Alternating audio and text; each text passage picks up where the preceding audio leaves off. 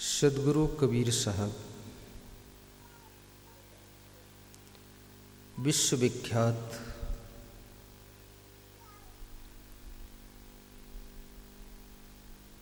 महान संत हैं,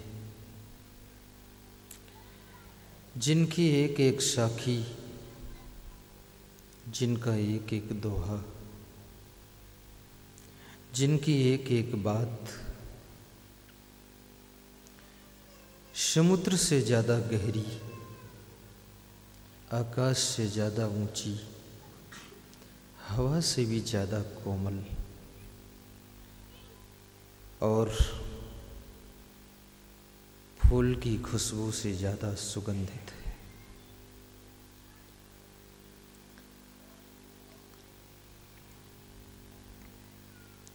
हरि बिनु भर्म बिगुर जनि गंदा।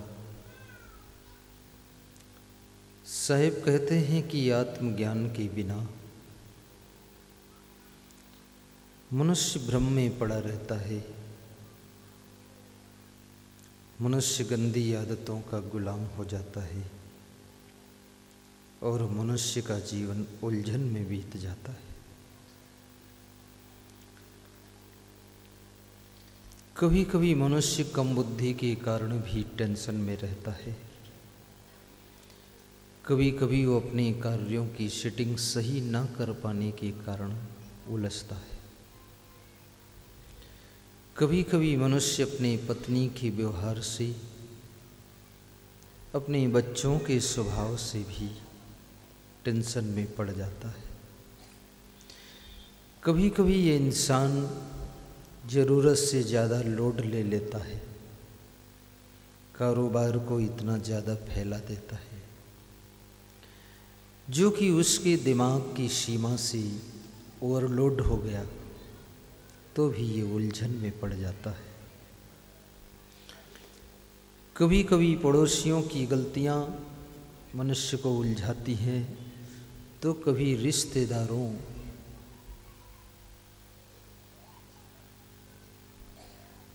की बातें भी मनुष्य को टेंशन में डाल देती है। कभी दामाद डिस्टर्ब करता है तो भी टेंशन हो जाती है, कभी गाड़ी ज़्यादा बिगड़ती है तो भी टेंशन हो जाती है, कभी मित्र धोखा दे गया तो भी टेंशन हो जाती है। मनुष्य तो अकेला है, लेकिन उसकी टेंशन के कारण बहुत है। कभी लड़कियां ज़्यादा हो गईं तो उनके विवाह की टेंशन हो जाती है, कभी लड़का दारू पीने लगा तो टेंशन हो जाती है, कभी पत्नी कहना नहीं मानती है तो टेंशन हो जाती है, कभी पति जुआरी शराबी हो गया, पूरे घर को बर्बाद कर रहा है तो पत्नी को टेंशन हो जाती है। कभी कभी तुम्हारे मन का नहीं होता है, तब भी तुम्हारे मन में टेंशन हो जाती है। तुम्हारी टेंशन के कारण अनेक हैं। कैसे मिटेगी टेंशन, कैसे मिटेगी उलझन, कैसे मिटेगा तनाव?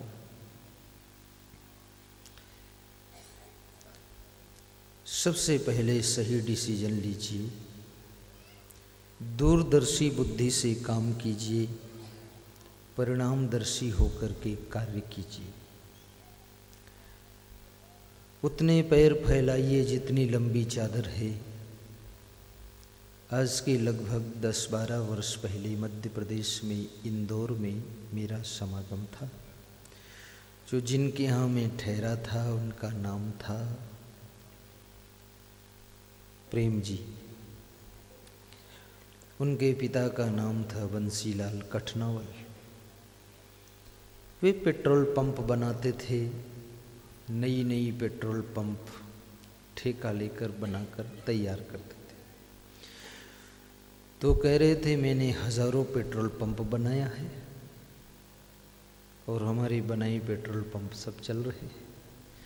अब मेरे बेटे की इच्छा है कि पापा हज़ारों पेट्रोल पंप तुमने बनाया है, एक पेट्रोल पंप अपने लिए भी बना लो तो अपन लोग खुद चलाएंगे। तो मैंने अपने बेटे से कहा, बेटा बनाने भर की बुद्धि है लेकिन चलाने भर की बुद्धि नहीं है। ज़्यादा लंबी छलांग मारेंगे, कहीं बीच में गिर गए तो क्या होगा, टेंशन हो जाएगी। इसलिए बनाओ और बेचो, लेकिन चलाने के चक्कर में ना पड़ो। वह काम कभी मत करना जिसको तुम्हारी बुद्धि डील नहीं कर सकती है। वो फैलावा मत फैलाइए जिसमें तुम्हें उलझन बढ़ सकती है। विकास भी उतना कीजिए जितना विकास आपके दिमाग को उलझा ना सके। किसी की बराबरी मत कीजिए, क्योंकि सब चीज़ में तुम बराबरी कर सकते हो लेकिन दिमाग की बराबरी नहीं हो सकती है। इसलिए कार्य की डीलिंग में बहुत दिमाग चाहिए। किसी की बराबरी करके टेंशन में पड़ जाओगे। अपने बुद्धि की लेवल को पहचानिए और उतना ही कार्य शुरू कीजिए जितना आप डील कर सकते हो। अपने हिसाब से अगर ज़्यादा आपने लोड ले लिया तो या तो आपका हार्ट अटैक हो जाएगा, या तो कार्य फेल हो जाएगा, या तो लाखों का नुकसान हो जाएगा। तो भारी टेंशन में गिर जाओगे। इसलिए अपनी क्षमता भर लेकर चलो।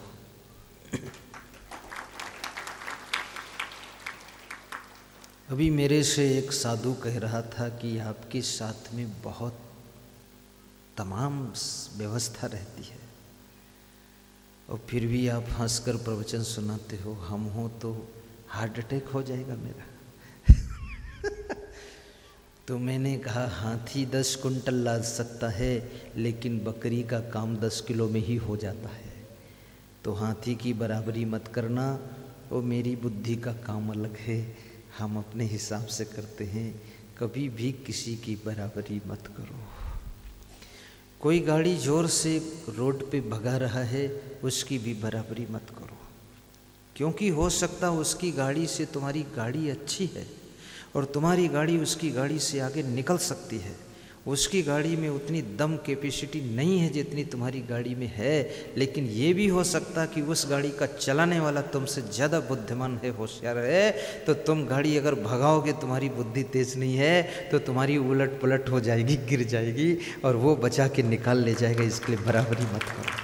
जो व्यक्ति छोटी से छोटी गाड़ी में बैठने में संकोच नहीं करता और बड़ी सी बड़ी उड़ान भरने में भी सोच नहीं करता है, वह व्यक्ति सफलता का वर्ण करता है। जो ऐसा सोचता है कि एरोप्लेन में उड़ा हूँ, अब मैं ऑटो रिक्शा में नहीं बैठूंगा, वो व्यक्ति एरोप्लेन में भी नहीं उड़ पाता है, फिर वो केवल प्लेन ही रह जाता है। इसलिए जहाँ जैसी ज़रूरत हो वैसा करना चाहिए। व्यवहार बनाना भी सीखो, गली गली आदमी को जोड़ना सीखो, जगह जगह पर संबंध करना सीखो। गलत आदमी को तोड़ो, अच्छे आदमी को जोड़ो, जोड़ो जोड़ो जीतो, जिंदगी में सफलता प्राप्त करो। गलत आदमी मिल जाए, भगवान श्री राम जब वनवास में गए, बाली गलत मिला तो उसको तोड़ दिया, लेकिन सुग्रीव अच्छा मिला तो जोड़ लिया, विभीषण अच्छा मिला तो जोड़ लिया और रावण गलत मिला तोड़ दिया। गलत को जोड़ लोगे तो सारे चैनल को बिगाड़ देगा और अच्छे आदमी को जोड़ लोगे तो आपके सफलता के फाटक खोल देगा। अच्छे लोगों को जोड़िए। अपनी बुद्धि को तौलिए, उसके बाद में कार्य कीजिए। किसी को फैशन करता हुआ देख करके नकल मत कीजिए, आप फैशन में मत पड़िए। आजकल फैशन चला है लड़कियों में बाल आगे लटकाने का, ये बड़ा झंझट का काम खड़ा हो गया। मैं पूरे भारत में घूमा हूँ, ये सब जगह झंझट है। ऐसा लगता सारी लड़कियों ने एक सलाह कर ली है, सब आगे बाल लटकाती हैं। और मुझे लगता है सबसे ज़्यादा लड़कियां बालों पर टाइम देती हैं, बालों से प्रेम करती हैं, बालों पर ही न्यौछावर हैं, बालों पर दीवानी हैं और बालों में बर्बाद हैं और बालों में इतना टाइम लगाती है। अगर इतना पढ़ने में लगा दें शायद वो लड़की कलेक्टर बन जाए, लेकिन वो बालों में ही लगाती है। पर किसी भी लड़की या लड़के को देख करके फैशन आप मत करना।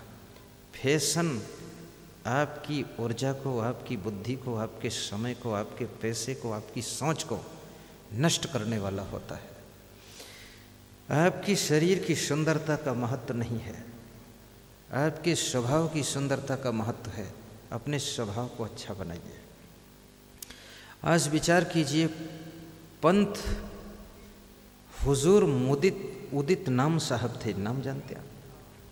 पंथ क्या नाम था, पंथ श्री, पंथ भी लगाते हैं ना, पंथ श्री हुजूर उदित नाम साहब। भिलाई में उनका दर्शन पहली बार मुझको हुआ तो वे शरीर से सांवले थे, शरीर सुंदर नहीं था लेकिन स्वभाव बहुत सुंदर था, धैर्यवान थे, गुणवान थे। इसलिए उन्होंने भारत के कोने कोने में कबीर साहब की वाणी को फैलाने में प्रयास किया था। बुढ़ापे तक वे चलते रहे और गांव-गांव में जा कर के भक्तों को दर्शन देते रहे। आपका शरीर सुंदर हो न हो, उनका शरीर कोई नहीं देखता था, उनके स्वभाव चरित्र वैराग्य को लोग देख करके उनकी पूजा करते थे। आपके गुण अगर अच्छे हैं तो आपकी पूजा होगी और कभी शरीर सुंदर है तो आपकी पूजा नहीं होगी। ऐसे कार्य मत कीजिए जिन कार्यों के परिणाम में तनाव और टेंशन मिलती है। उन कार्यों को भी बंद कर दीजिए जो कार्य तुम्हारा दिमाग लोड नहीं ले रहा है। सहन शक्ति को बढ़ाइए, प्रसन्न होकर के कार्य करना सीखिए, नम्रता हमेशा अपने पास में रखिए, हिम्मतवर आदमी बनिए, वफादार, दिलदार, जिम्मेदार, ईमानदार बनिए। आलस्य और लापरवाही को छोड़िए। कभी कभी तुम्हारे आलस्य के कारण, लापरवाही के कारण तुम्हारे कार्यों में बिगड़ती हुई व्यवस्था सामने नजर आती है, तुमको टेंशन हो जाती है। 10 दिन की मेहनत 1 दिन का आलस्य खत्म कर देता है। 1 घंटे की लापरवाही 1 साल की मेहनत पर पानी फेर देती है। इस जिंदगी की युद्ध में जिंदगी भर अलर्ट रहना पड़ेगा, अन्यथा जरा सा चूक जाओगे 50 साल की कमाई आपकी पानी में बह जाएगी। और जरा सा सावधान हो जाओगे तो आपका जो है लेवल वो बना रहेगा। आगे बढ़ो न बढ़ो लेकिन जितने में हो चलते रहोगे।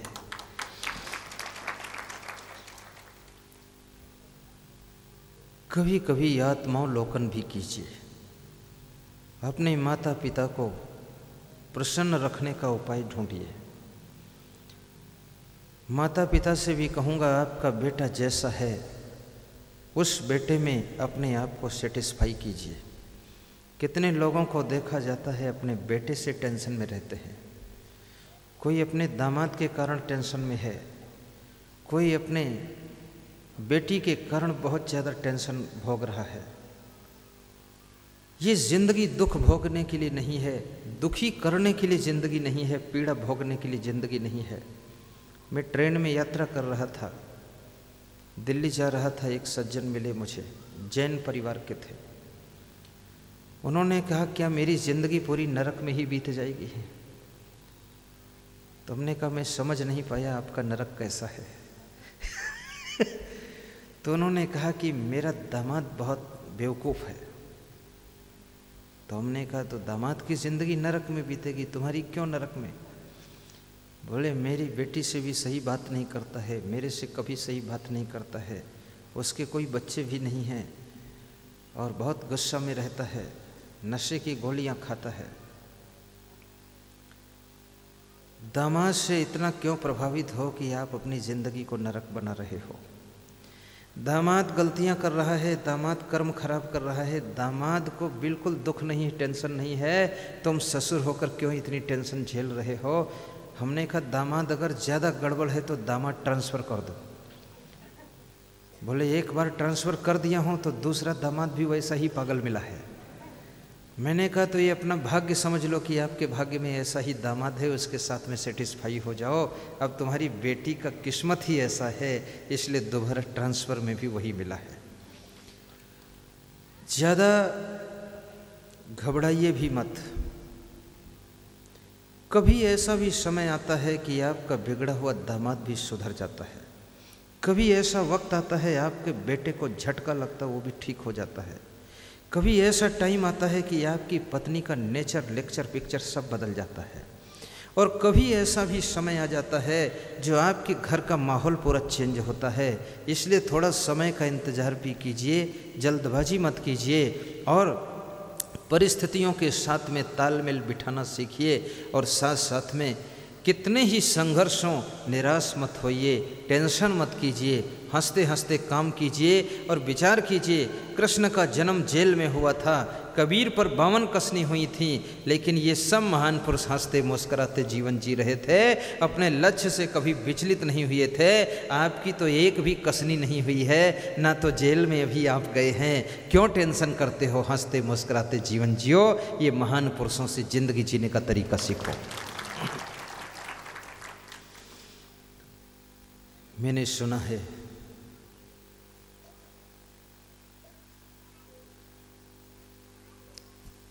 एक आदमी द्वार पर बैठा रो रहा था, बड़ी टेंशन थी उसको। उसके मित्रों ने पूछा, भाई क्या टेंशन है? बोले टेंशन क्या है, जो मकान कल खरीदा गया था रात में जल गया है, किसी ने आग लगा दी, ईर्ष्या करने वालों ने आग लगा दी। बड़ी विचित्र बात है। ईर्ष्यालु अपनी उन्नति करने के लिए कम सोचता है, दूसरों की उन्नति को रोकने के लिए ज़्यादा सोचता है। आग लगा दी, मकान जल गया। 10 लाख का मकान खरीदा गया था। ये बात चल ही रही थी, वो रो ही रहा था, आंसू पोंछ रहा था। तब तक उसका छोटा लड़का आया। उसने कहा, पिताजी क्यों रोते हो? बोले मकान जल गया, तुझे पता नहीं क्यों रोते हो, पूछ रहा है। बोले पिताजी मकान जला है लेकिन अपना नहीं जला है, रात में केवल बात हुई है, अभी पैसा नहीं दिया गया, लिखा पढ़ी नहीं हुई है, वो मकान जिसका था उसी का जला है, अपना नहीं जला है। तो बुढ़ा उठकर बैठ गया, हंसने लगा। बोले तब तो कोई लफड़ा नहीं है, अपने से क्या लेना देना। हंस हंस कर बातें कर रहा था कि जिसका जला बेचारा कितना दुख पाएगा, लेकिन उसका टेंशन मिट गया। 1 घंटे के बाद बड़ा लड़का आया, कहा पिताजी क्यों हंस रहे हो, क्या बात है? आपको खबर नहीं मिली अपना मकान जल गया? बोले कौन सा अपना मकान जले? कल रात में खरीदा गया था। बोले छोटा लड़का बोलता अभी पैसा नहीं दिया गया। बोले उसको क्या पता है, मैं मालिक हूँ, 10 लाख रुपये रात में देकर लिखा पढ़ी पक्की हो गई, मकान अपना जला है, दूसरे का नहीं जला है। इतना सुनते हुए बुढ़ा धड़ाम से फिर गिर गया और चिल्लाने लगा, हाय हम तो बर्बाद हो गए। अब ये कौन टेंशन दे रहा है, कौन रुला रहा है, कौन दुख दे रहा है, कौन पीड़ा पहुंचा रहा है? ये तुम्हारे भीतर का जो मेरापन है, मेरा मकान, मेरे भवन, मेरी बिल्डिंग जल गई तब दुख होता है, जब दूसरे का जला है तो दुख नहीं होता है। जहाँ जहाँ तुम मेरा मान लेते हो वहाँ वहाँ ममता हो जाती, मोह हो जाता, अपनापन हो जाता है, और वहाँ का नुकसान तुमको टेंशन देता है। लेकिन तुम रोज़ भजन गाते हो, क्या मेरा क्या तेरा, चिड़िया रैन बसेरा, तो इस ज्ञान को कहाँ प्रयोग करोगे? ना कुछ लेकर आए हो, न लेकर जाओगे, तो ये टेंशन करके इतना क्यों बर्बाद हो रहे हो? अभी मैंने देखा,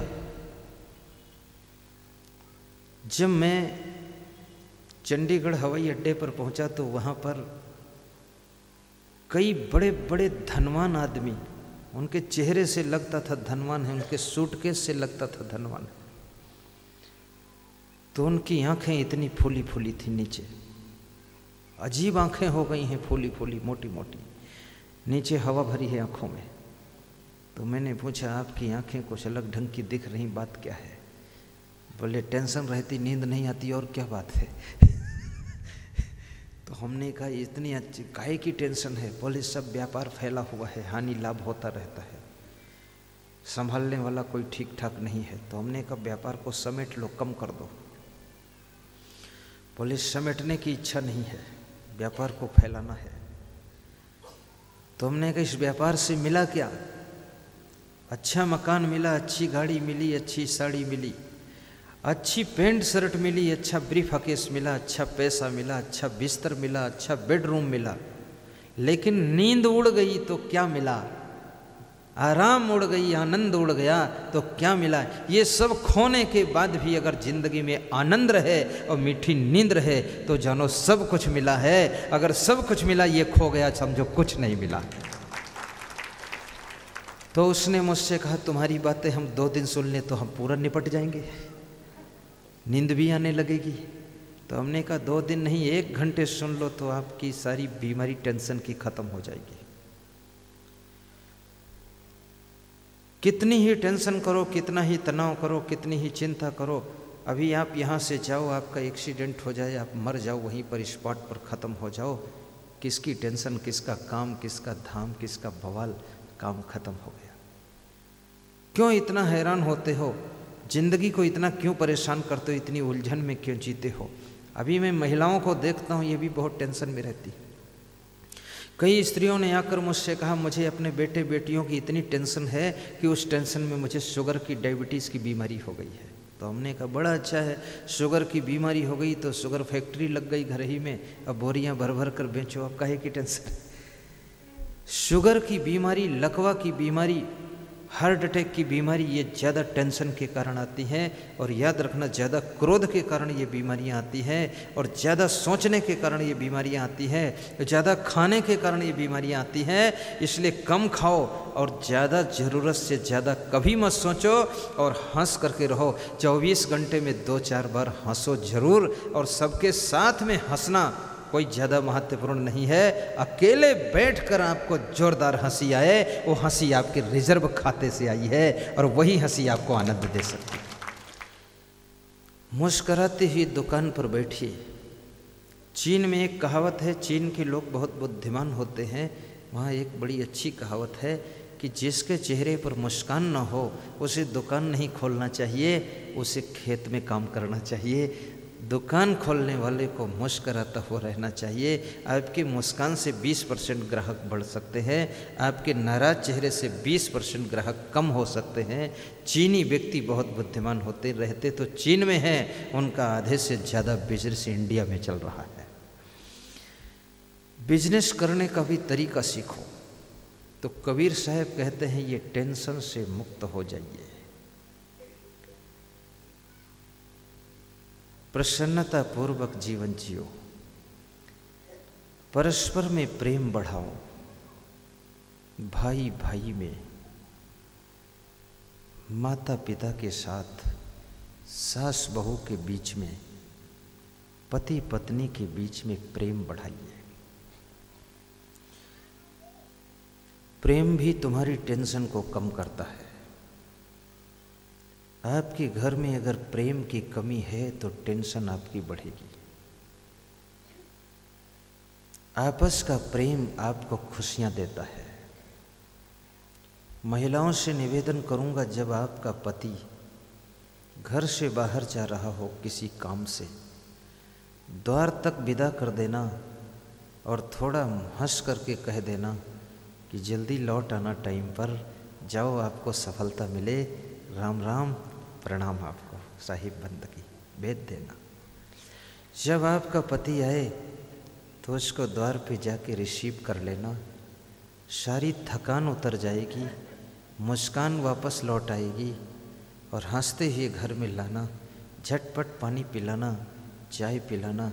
कितनी स्त्रियों को देखा जाता है, पतियों को गर्म चाय पिलाने के बजाय अपना दिमाग ही गर्म इतना रखती हैं कि पति पहले से घबरा जाता है कि चाय पीकर क्या करोगे, इसका दिमाग ही चाय जैसा गर्म है, रहने दो बस, ठीक है।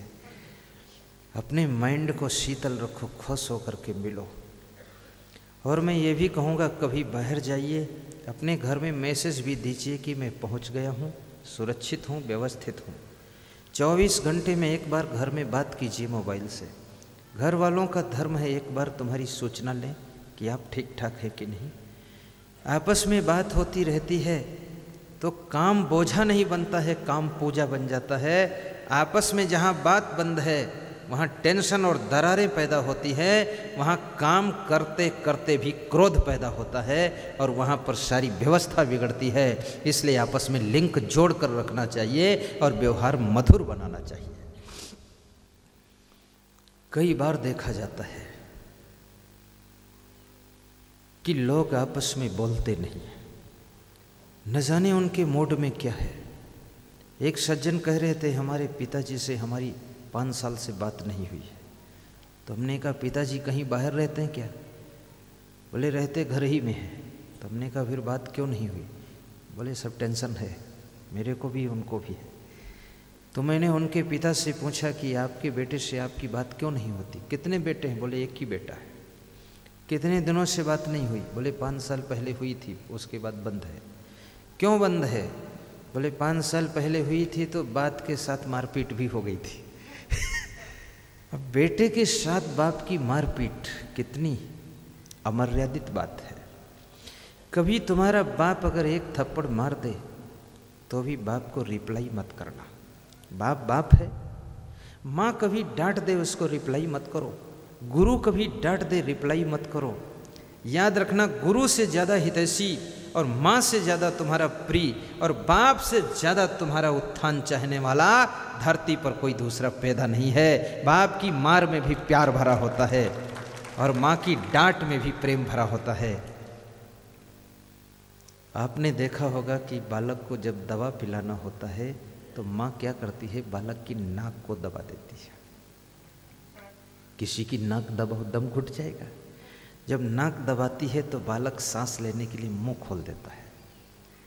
ऐसे वो मुंह खोलता नहीं है, माँ कोशिश करती मुंह खोलने के लिए तो और ज़्यादा बंद करता है। तो जब नाक बंद हो गई तो मुंह खुल गया, तो उसी में दवा डाल देती है, घुट जाता है, फिर नाक भी छोड़ देती है कि ले। बच्चा तड़प जाता है कि ये बहुत कठोर है माँ, इसने मेरी नाक बंद कर दी। लेकिन नाक बंद करने में भी हित छिपा हुआ है। माँ के अंदर करुणा है कि बेटे की नाक बंद करके भी मुंह खोलकर दवा अंदर पहुंचा दूं, ताकि बेटे के कोई बीमारी न रह जाए, पोलियो ड्रॉप पहुंच जाए, ताकि मेरा बेटा भविष्य में स्वस्थ रहे, मस्त रहे। ये माँ की अद्भुत करुणा होती है। एक छोटी सी कथा आपको सुनो, ध्यान से सुनना, सीधे बैठ जाओ।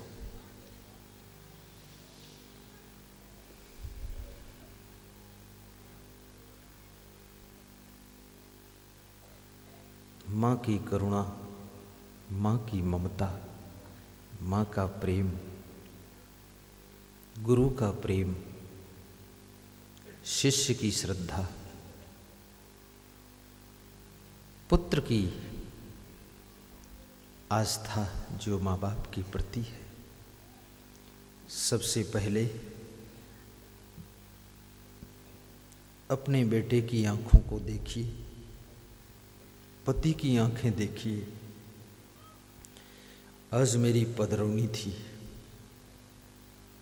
जादू टोला में सुबह सुबह किशोराम साहू के यहाँ। तो वहाँ हम गए तो उनके बच्चे कहने लगे मेरी माँ बहुत टेंशन करती है। तो मैंने कहा बेटा तुम्हारी माँ टेंशन तुम्हारी ही करती है कि मेरे बेटे अच्छे पढ़ जाएं, अच्छे सेटल हो जाएं। इतना सुनते ही वो माँ रोने लगी। जब माँ रोने लगी तो बेटी बेटे भी रोने लगे। जब वो रोने लगे तो उनका पिता भी रोने लगा, आंसू पोंछने लगे। तो अब्बा की बचा मैं क्या करूं? तो अब मैं भी रोऊं तो ठीक नहीं। तो मैंने कहा कि देखो बेटी, तुम्हारा भी प्रेम माँ से बहुत है। तुम्हारी माँ रोई, तुम भी रोने लगी। बेटे तुम्हारा भी प्रेम बहुत है हेमंत, तुम्हारे भी रोवाई आ गई। ये तुम्हारे पिताजी ये भी रोने लगे। जिस घर में एक का रोना सबका रोना हो जाए, एक का हंसना सबका हंसना हो जाए, एक का मुस्कुराना सबका मुस्कुराना हो जाए, एक का दुख सबका दुख हो जाए, एक का सुख सबका सुख हो जाए, वो घर घर नहीं है, वो घर स्वर्ग है और वहीं पर आनंद बरसता रहता है। शरीर अलग अलग हों लेकिन दिल जुड़े होना चाहिए, परस्पर में इतना प्रेम होना चाहिए। सद्गुरु कबीर साहब ने बीजक में कहा है, प्रेम के संबंध में, प्रेम पाट का चोलना पहिर कबीरू नाच, पानिप दीन्हो तास को जो तनमन बोले साँच। कबीर साहब कहते हैं प्रेम रूपी कपड़ा पहनकर सुबह से लेकर के शाम तक नाचते रहो। नाचने का क्या तात्पर्य है?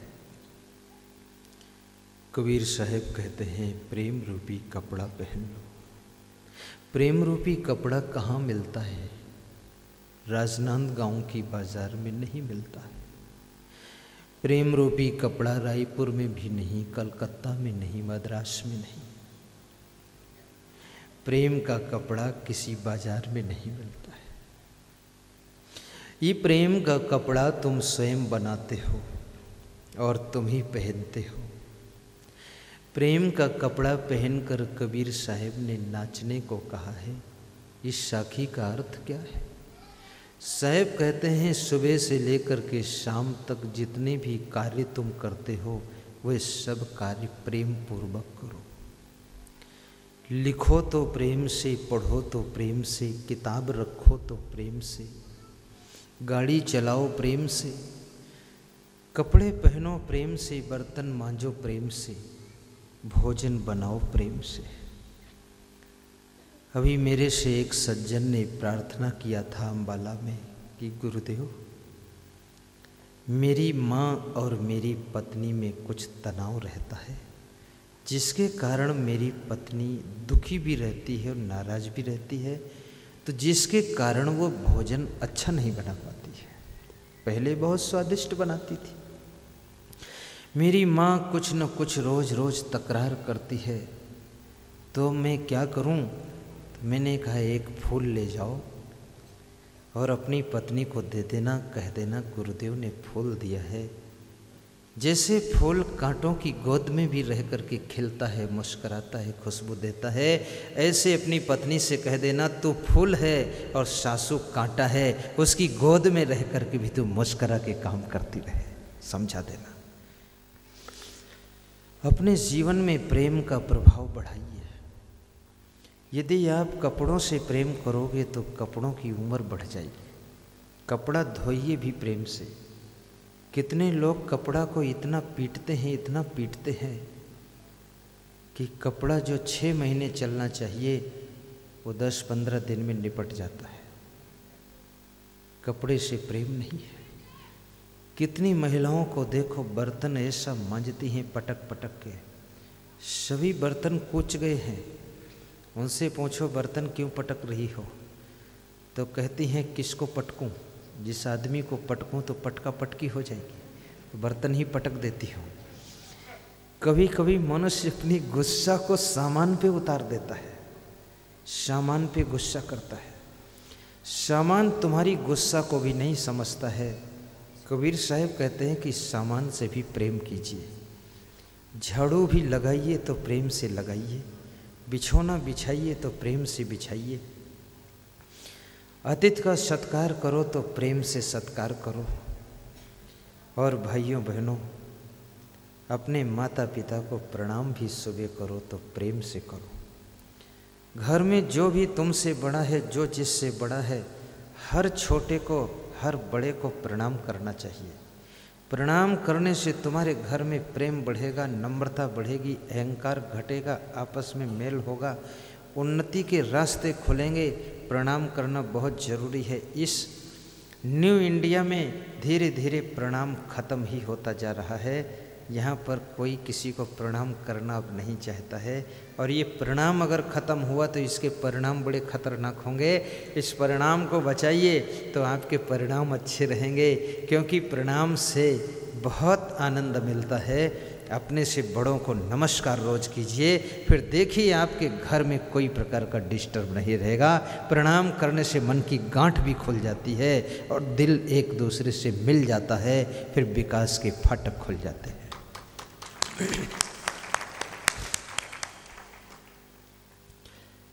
आप सभी का जीवन सुखी हो। कबीर साहिब कहते हैं, हरि बिनु भर्म बिगुर जनि गंदा, जहाँ जहाँ गयो अपन पो खोयो तही फंदे बहु फंदा।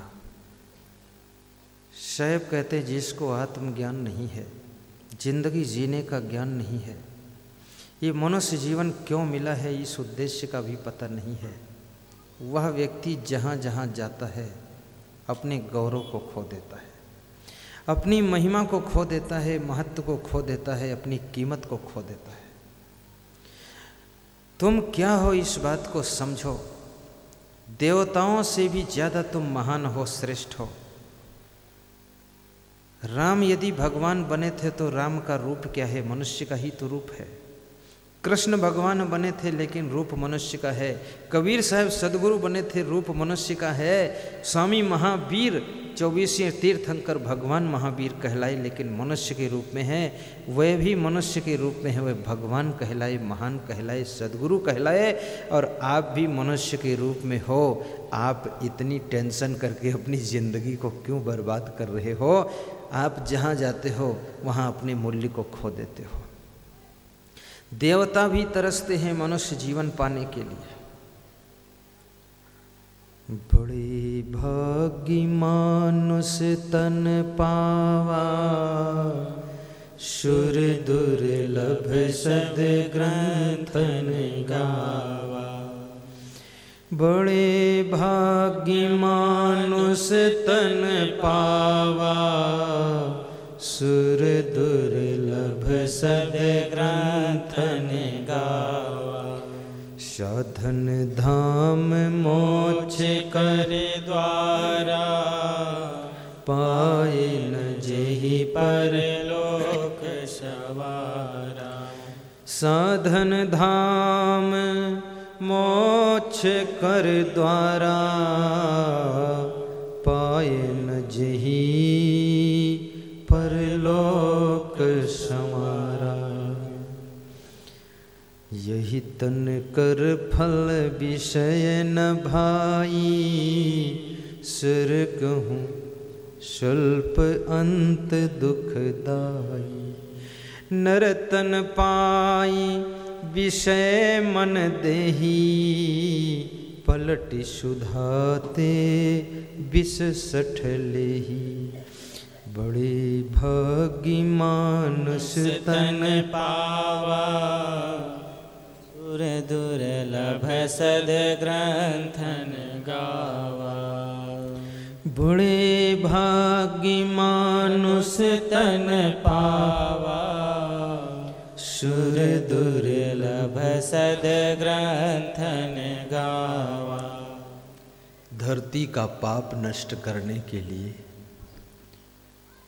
गीता में अर्जुन ने कृष्ण से पूछा कि हे कृष्ण, इस धरती पर जब बहुत पाप हो जाता है तो आप क्या करते हो? कृष्ण कहते हैं, अर्जुन, भगवान उवाच, भगवान बोले, यदा यदा हि धर्मस्य ग्लानिर्भवति भारत, अभ्युत्थानम् अधर्मस्य तदात्मानं सृजाम्यहम्। परित्राणाय साधूनां विनाशाय च दुष्कृतां, धर्म संस्थापनार्थाय संभवामि युगे युगे। हे अर्जुन, मनुष्य का रूप धारण करके नर रूप में कोई महान शक्ति का अवतार हो जाता है। वो अपनी वाणी से लोगों के मन को शुद्ध कर देता है। उसके दर्शन से लोगों का जीवन शुद्ध हो जाता है। उसके सानिध्य से लोगों को समझदारी आ जाती है और उसके ज्ञान से लोगों के विचार पावन हो जाते हैं। फिर जो लोग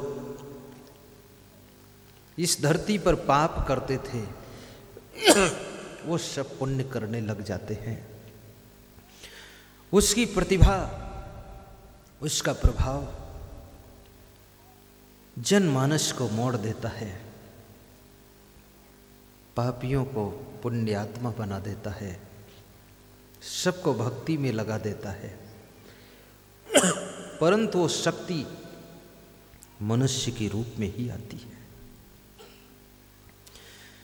तुलसीदास ने इसको हिंदी में कहा है, जब जब हो ही धर्म की हानि, बढ़हि असुर अधम अभिमानी। तब तब प्रभु धरी मनुज शरीरा, हरि सकल सज्जन भव पीरा। जब जब होई धर्म की हानि, बढ़ी असुर अधम अभिमानी। नीच कर्म करने वाले अभिमानी लोग जब बढ़ जाते हैं, तब कोई न कोई शक्ति आकर के अवतार ले लेती है। अवतार कोई और चीज नहीं है। अव माने आया, तार माने तारने के लिए। जैसे कबीर साहब आए थे हम आपको तारने के लिए, ऐसे आज भी कोई धोती कुर्ता में, पैंट शर्ट में, कोई साड़ी सलवार में, जो समाज सुधार का कार्य कर रहा है, वो समझ लो धर्म की रक्षा के लिए अवतार लिया। आपकी भीड़ में भी कुछ छिपे हैं अवतार। अपने धन से, मन से, बुद्धि से, शरीर से समाज सुधार का अभियान चला रहे हैं। वो सब अवतारी आत्मा है। इन महिलाओं में भी अवतारी आत्माएं छिपी हुई है। इनके अंदर भी ऐसी ऐसी पुण्य आत्मा है जिनके मन में इच्छा है कि सत्संग को बढ़ाऊं, सत्संग का प्रचार करूं। साधु संत के रूप में भी शक्तियां अवतार लेकर आती है। कभी राम बन के, कभी कृष्ण बन के आना, कभी कबीर बन के, कभी महावीर बन के चले आना, कभी कमंडल लेकर आना और कभी झोली लेकर आना। उसमें तो है कभी धनुष लेके और कभी सीता लेके, पर कभी कमंडल लेके भी आना है और कभी झोली लेके आना, कभी में गले में रूमाल डाल के आना। शीतल साहब रूमाल डाल के।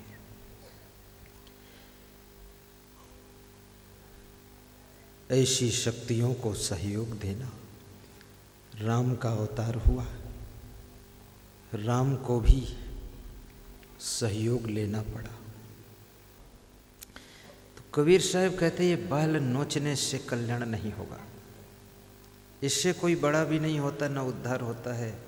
बालों से संबंध नहीं है, नुंचित मुंडित। और कितने लोग मुंडन कराने से कल्याण मांगते हैं कि मुंडन हो जाए। अयोध्या में जाकर मुंडन कराते हैं, प्रयागराज में जाकर के स्नान करते हैं। मैं एक बार अयोध्या गया तो वहाँ मुंडन करा करके 150 लोग हाथ जोड़ के खड़े थे, छोटी छावनी में, ठंड में कांप रहे थे। तो मैंने कहा ये ठंडी में मुंडन क्यों कराया? अरे बोले मुंडन कराने से और इसी समय स्नान करने से मोक्ष होता है। तो हमने कहा मोक्ष होता है? अगर मुंडन कराने से मोक्ष हो जाए तो बार बार के मोड़ते भेड़ बैकुंठ न जाए। भेड़ का बार बार मुंडन होता, कभी बैकुंठ नहीं जाती। अगर मुंडन से मोक्ष होता तो महिलाएं कभी मुंडन नहीं कराती हैं, तो फिर क्या ये नरक में जाएंगी? और यदि स्नान करने से केवल मोक्ष हो जाता है तो मछलियां तो पानी में ही रहती सभी ऋतुओं में, मेढक, कछुआ, मछली, तो उनका तो मोक्ष हो जाना चाहिए, कभी मोक्ष नहीं होता है। भाइयों बहनों, अगर बुखार है तो स्नान मत कीजिए, हाथ पांव धो लीजिए, भोजन कर लीजिए। अगर तबीयत अच्छी है तो स्नान भी कर लीजिए। लेकिन ये मानंदी को तोड़िए कि प्रयागराज में स्नान करने से, सरयू में डुबकी मारने से, यमुना में नहाने से मोक्ष हो जाएगा। यमुना में कृष्ण भगवान का परिवार 56 करोड़ यादव डुबकी लगा रहे थे और शराब पी करके डुबकी लगा रहे थे। आपस में लड़ाई हुई, शराब के नशे में यमुना में डूब करके मर गए, मोक्ष नहीं हुआ। यमुना भी उनके शराब के नशे को छोड़ा ना सकी। याद रखना, अगर कोई नदी है, गंगा है, जमुना है, सरस्वती है, तीर्थ है, तो वो सत्संग है। सत्संग की नदी में डुबकी लगाने से ही आपकी बुराइयों का मैल धुल जाएगा, फिर आपका मोक्ष हो जाएगा। ये ढकोसले से बचो। अभी मैं रात में 12 बजे आ रहा था केमरी गांव से थब्बड़ गांव,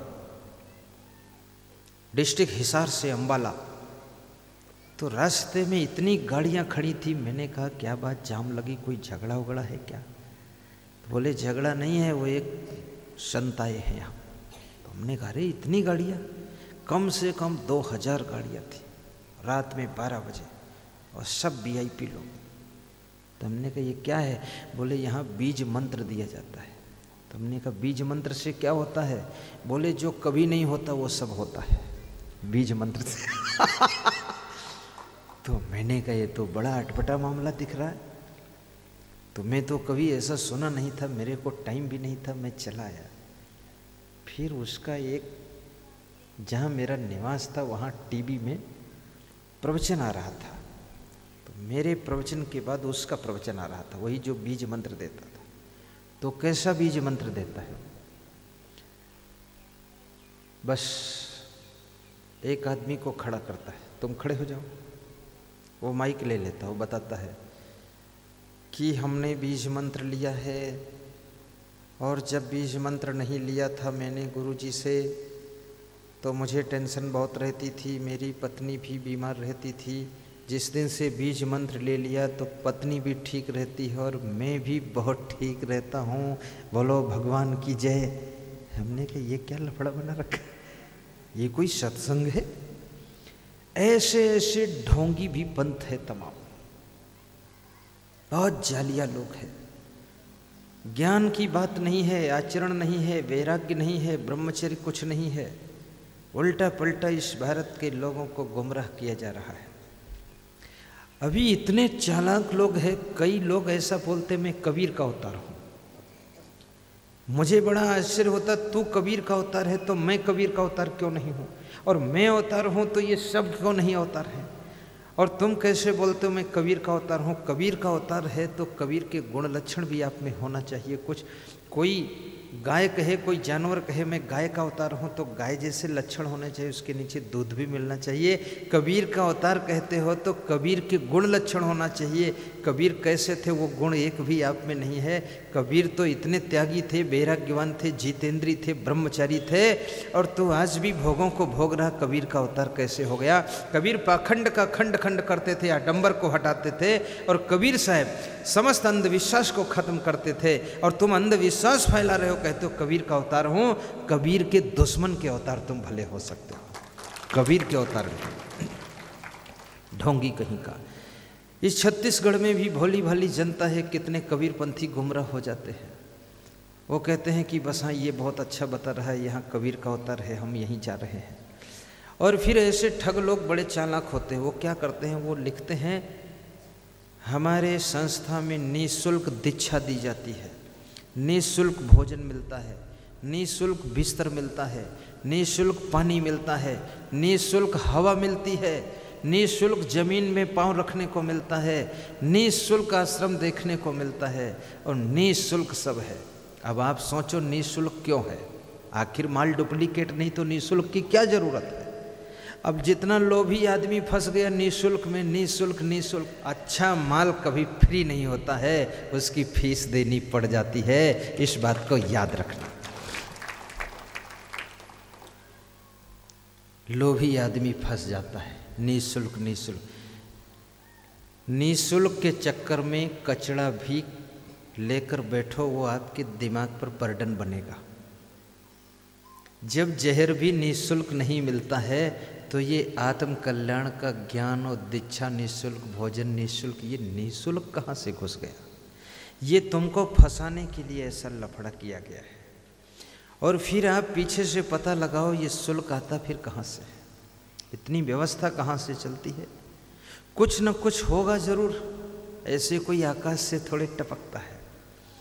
अभी मैं गया था एक स्थान में, तो बोले यहाँ पूड़ी बन रही थी तो घी खत्म हो गया, तो नदी से घी मांग लिया महात्मा ने, तो 11 पीपा घी दिया नदी माता ने।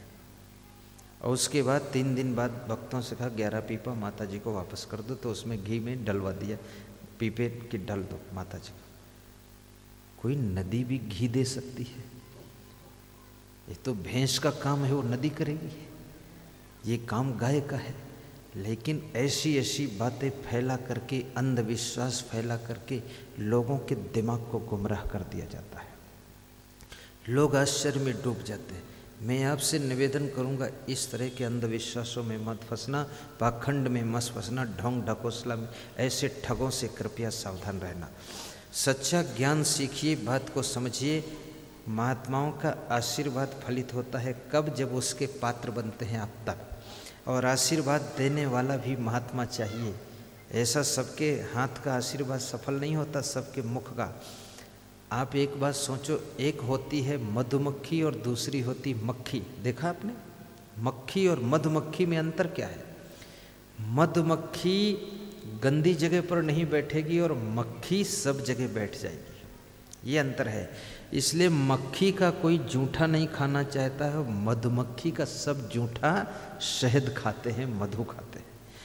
मधुमक्खी फूलों के रस को मुंह में भरकर लाती है और छत्ते में इकट्ठा करती है और मधुरस बना देती है। उसको शहद इकट्ठा करने के लिए कोई टैंकर उसके पास नहीं है, मुंह में भर के लाती है और मुंह से उगल देती। जूठा हुआ कि नहीं हुआ? उसको साधु भी खाते हैं और भगत भी खाते हैं और अमृत समझकर चाटते हैं लोग शहद को, खांसी की दवा में मिला के। वो मधु है।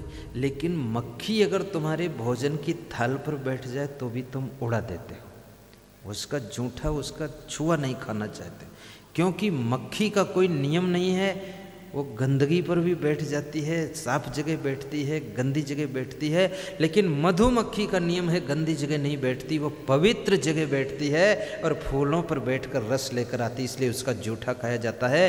ऐसा जो पवित्र आत्मा संसार में होगा महान संत, उसके मुख का जूठा हुआ अगर भोजन मिल जाए, चरणामृत मिल जाए, उसके हाथ का छुआ हुआ कोई प्रसाद मिल जाए, तो उससे तुमको पूरा आशीर्वाद मिलेगा, बेड़ा पार करेगा। लेकिन जिसका कोई रूल ही नहीं, कोई नियम ही नहीं, दांव मिला तो भोगों को भोग लिया, दांव मिला तो जोगी के कपड़ा पहन लिया। अभी दुनिया में ऐसे विचित्र विचित्र लोग, मैं गया था हरियाणा तो वहाँ लोगों ने बताया यहाँ पर एक ऐसा भी धर्म प्रचारक है जो हर घंटे में ड्रेस बदलता है, हर घंटे में, आधे घंटे में कपड़े बदलता है, हर घंटे में ड्रेस बदल कर आता। तो हमने कहा ड्रेस क्यों बदलता है?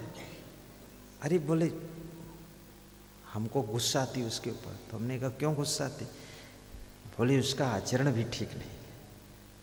अब ये ड्रेस हर घंटे में बदलना, ये तो काम हीरो हीरोइन का है, ये काम तो नाटक नाचने वालों का है, हर घंटे में ड्रेस बदल रहे हैं। अब ऐसे ऐसे लोग धर्म के रक्षक बन गए, धर्म के ठेकेदार बन गए, ये धर्म की रक्षा कहाँ कर सकते हैं? धर्म की रक्षा करने वाले आदमी को फैशन कभी नहीं करना चाहिए, उसको सामान्य जीवन जीना चाहिए, तभी उसके चरित्र की रक्षा होगी। मैं तो देखता हूँ टीवी में कैसे कैसे कट वाले आते, ब्लाउज कट कपड़े पहन कर आते हैं, वो प्रवचन सुनाते, कथा सुनाते, कहीं लाल रंग का, कहीं पीले रंग का, कहीं हरे रंग का, कहीं नीले रंग का, और कहीं यहाँ से कटा, कहीं यहाँ से कटा, कहीं कंधा दिख रहा है। तो मैं उसको कहता हूँ तेरे को ये भी पता नहीं कि तू पुरुष है कि लेडीज़ है? ये लेडीज़ वाला ब्लाउज क्यों पहना है तुमने? अब शर्म नहीं आती है? ये समाज को शिक्षा क्या देगा? व्यास गादी पर बैठ करके कथा कहने वाले को, प्रवचन करने वाले को पहले स्वयं का पहनाव, वेशभूषा, रहनी, आचरण, विचार सब शुद्ध करना चाहिए, उसके बाद संदेश देना चाहिए।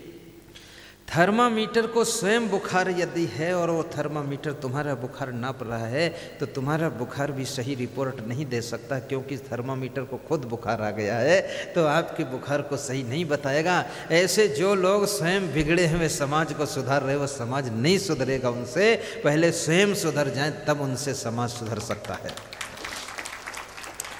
इसलिए कहते हैं कि पत्रकार, चित्रकार, कलाकार, काव्यकार, मूर्तिकार, प्रवचनकार, कथाकार, ये जिनके नाम के आगे कार कार कार कार लगा हुआ है, ये लोग संसार के आकार को तभी सुधार सकते हैं जब इनका खुद का आकार ठीक हो जाए, तब कथाकार की कथा से दुनिया का आकार भी सही हो सकता है और सबका कल्याण हो सकता है। खुद का आकार सुधारे। एक पत्रकार से मैंने पूछा कि पत्रकार सभी अच्छे होते हैं? ये सबका लिखते हैं गलती, ये हुआ वो हुआ क्या हुआ, तो ये अपना कभी नहीं लिखते, पत्रकार ने ये किया इनका भी लिखो।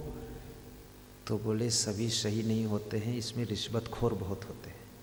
जिसकी तरफ से पैसा मिल जाता उसका यश कीर्ति नाम बढ़ाते हैं, और पैसा नहीं मिलता है तो उसका नाम गिरा देते हैं। अब ये सोचो, ये रिश्वतखोर लोग सही समाचार कहाँ दे सकते हैं। मैं पत्रकारों से भी निवेदन करूंगा, प्रवचनकारों से निवेदन, कथाकारों से निवेदन है, मूर्तिकार, चित्रकार, सबसे मेरा निवेदन है कि आपको कष्टों में ज़िंदगी गुजारनी पड़े गुजार लीजिए, लेकिन मधुरता के साथ में अपना पहले सुधार कीजिए, उसके बाद देखिए समाज के अंदर सब सुधार शुरू हो जाएगा। अपना सुधार समाज की सबसे बड़ी सेवा है, अपना सुधार समाज का पहला सुधार है। अगर स्वयं नहीं सुधर सके, गोबर लगे हाथों से अगर कपड़े को धोया जाए तो कपड़ा और गंदा हो जाएगा। पहले हाथ धो लिए जाए, तब कपड़े को उन हाथों से धोया जाए तो कपड़ा साफ हो सकता है। पहले स्वयं को सुधार लीजिए, उसके बाद समाज को सुधारिए तो समाज बहुत अच्छा हो सकता है। भाइयों और बहनों, सदगुरु कबीर साहिब कहते हैं, नुंचित मुंडित मौन जटाधारी। कितने लोग मानते हैं कि मौन रहने से मोक्ष होता है। मौन रहने से मोक्ष नहीं होगा। मौन रहने से कोई प्रकार का कल्याण होने वाला नहीं है। ये वाणी को अमृत वाणी बनाइए, फालतू मत बोलिए। दूधाधारी मठ रायपुर में मुझे एक महात्मा मिले, काशी से आए थे, सेतुआ बाबा नाम था। वो मौन रहते थे। तो मैंने उनसे कहा, आपका नाम सेतुआ बाबा है तो सेतुआ लाए हो क्या? अब मौन थे, बोल नहीं सकते थे। तो उनका चेला बोला, हाँ हाँ सेतुआ हमारे आश्रम में मिलता है, इसलिए नाम सेतुआ बाबा है। तो मैंने कहा, मौन कब टूटता है, जरा बात कर लूँ उनसे। तो बोले, सुबह मौन तोड़ते हैं थोड़ी देर। तो मैं गया, सुबह मिला। तो हमने कहा, स्वामी जी मौन क्यों रहते हो? तो उन्होंने कहा, भयंकर क्रोध आता है इसलिए मुंह बंद ही रखता हूँ। तो हमने कहा, किसके ऊपर क्रोध आता? अरे बोले, चाहे जो हो जिसके ऊपर आता ही है। तो हमने कहा, आप संत हो, इतना क्रोध क्यों आता है? बोलो, क्या करूं, स्वभाव ऐसा है, संस्कार ऐसा बिगड़ा हुआ है। तो हमने कहा, मौन से ठंडा हो जाता है? बोले, ठंडा नहीं होता, रुक जाता है। तो हमने कहा, रुकता है फिर क्या करता है? बोले, सवेरे जब मौन तोड़ता हूँ तब पूरा एक साथ निकलता है, जो पड़ गया सामने उसी को निपटा देता हूँ। तो दूसरे दिन मैं गया तो उस समय वे बात कर रहे थे मोबाइल से, काशी से किसी से। तो उसमें बहुत ज़्यादा क्रोधित थे वो, और मैं पहुंच गया।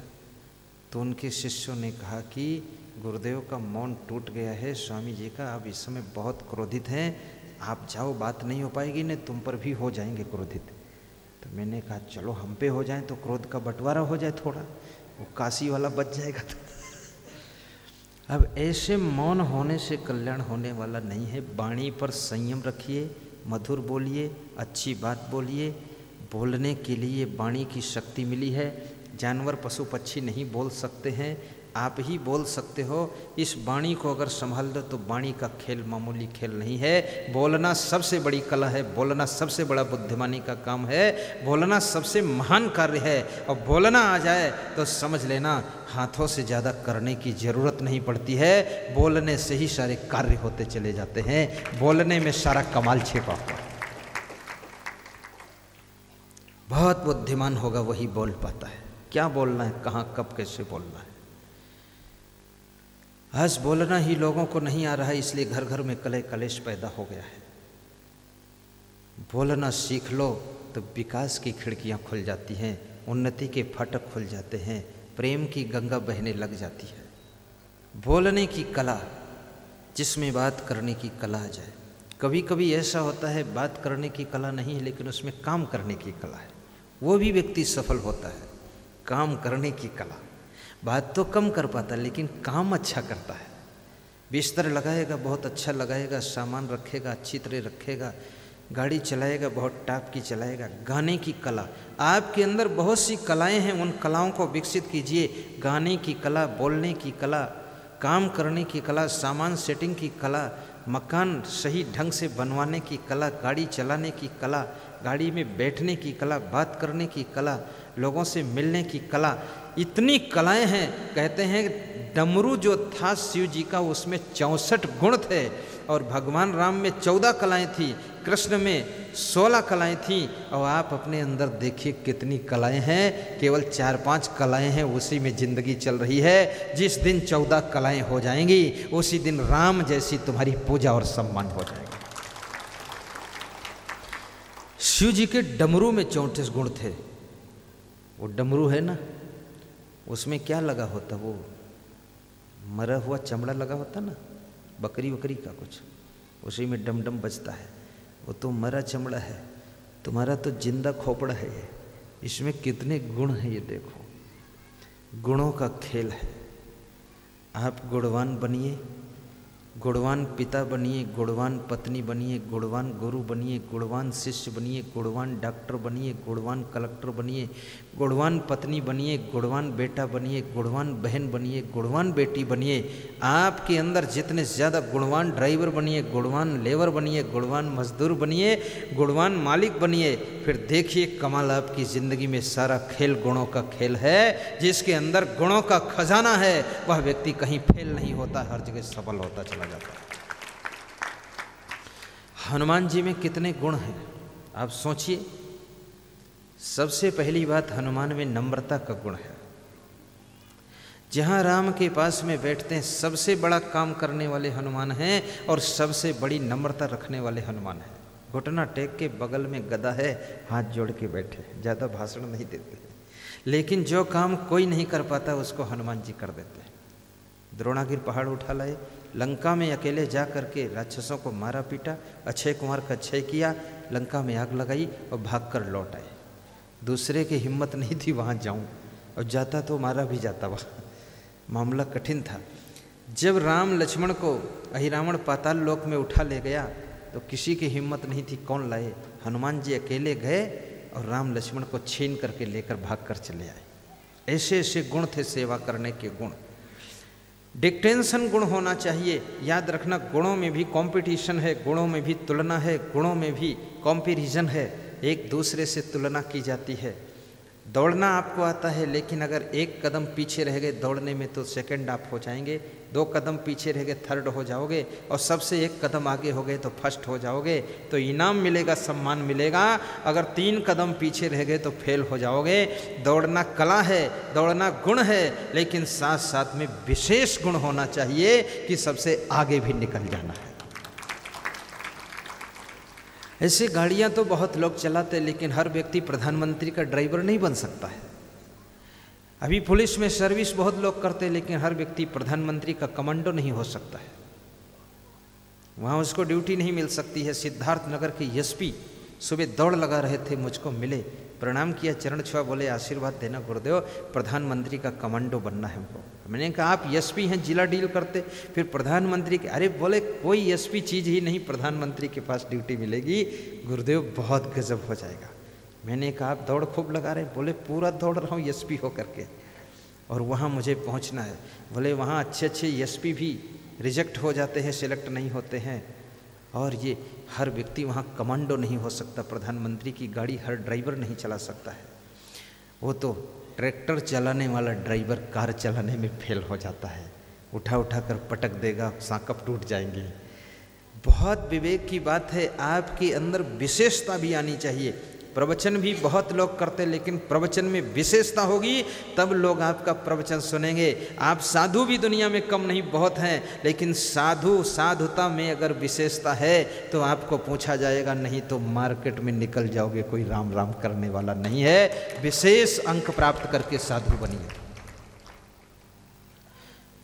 अभी मैं महाराष्ट्र गया था तो वहाँ कह रहे थे लोग, यहाँ साधुओं की कमी नहीं है, लेकिन आपको बुलाता इसलिए हूँ क्वालिटी है, अन्यथा बुलाता नहीं, इतनी दूर से खर्चा ज़्यादा होता आप में है।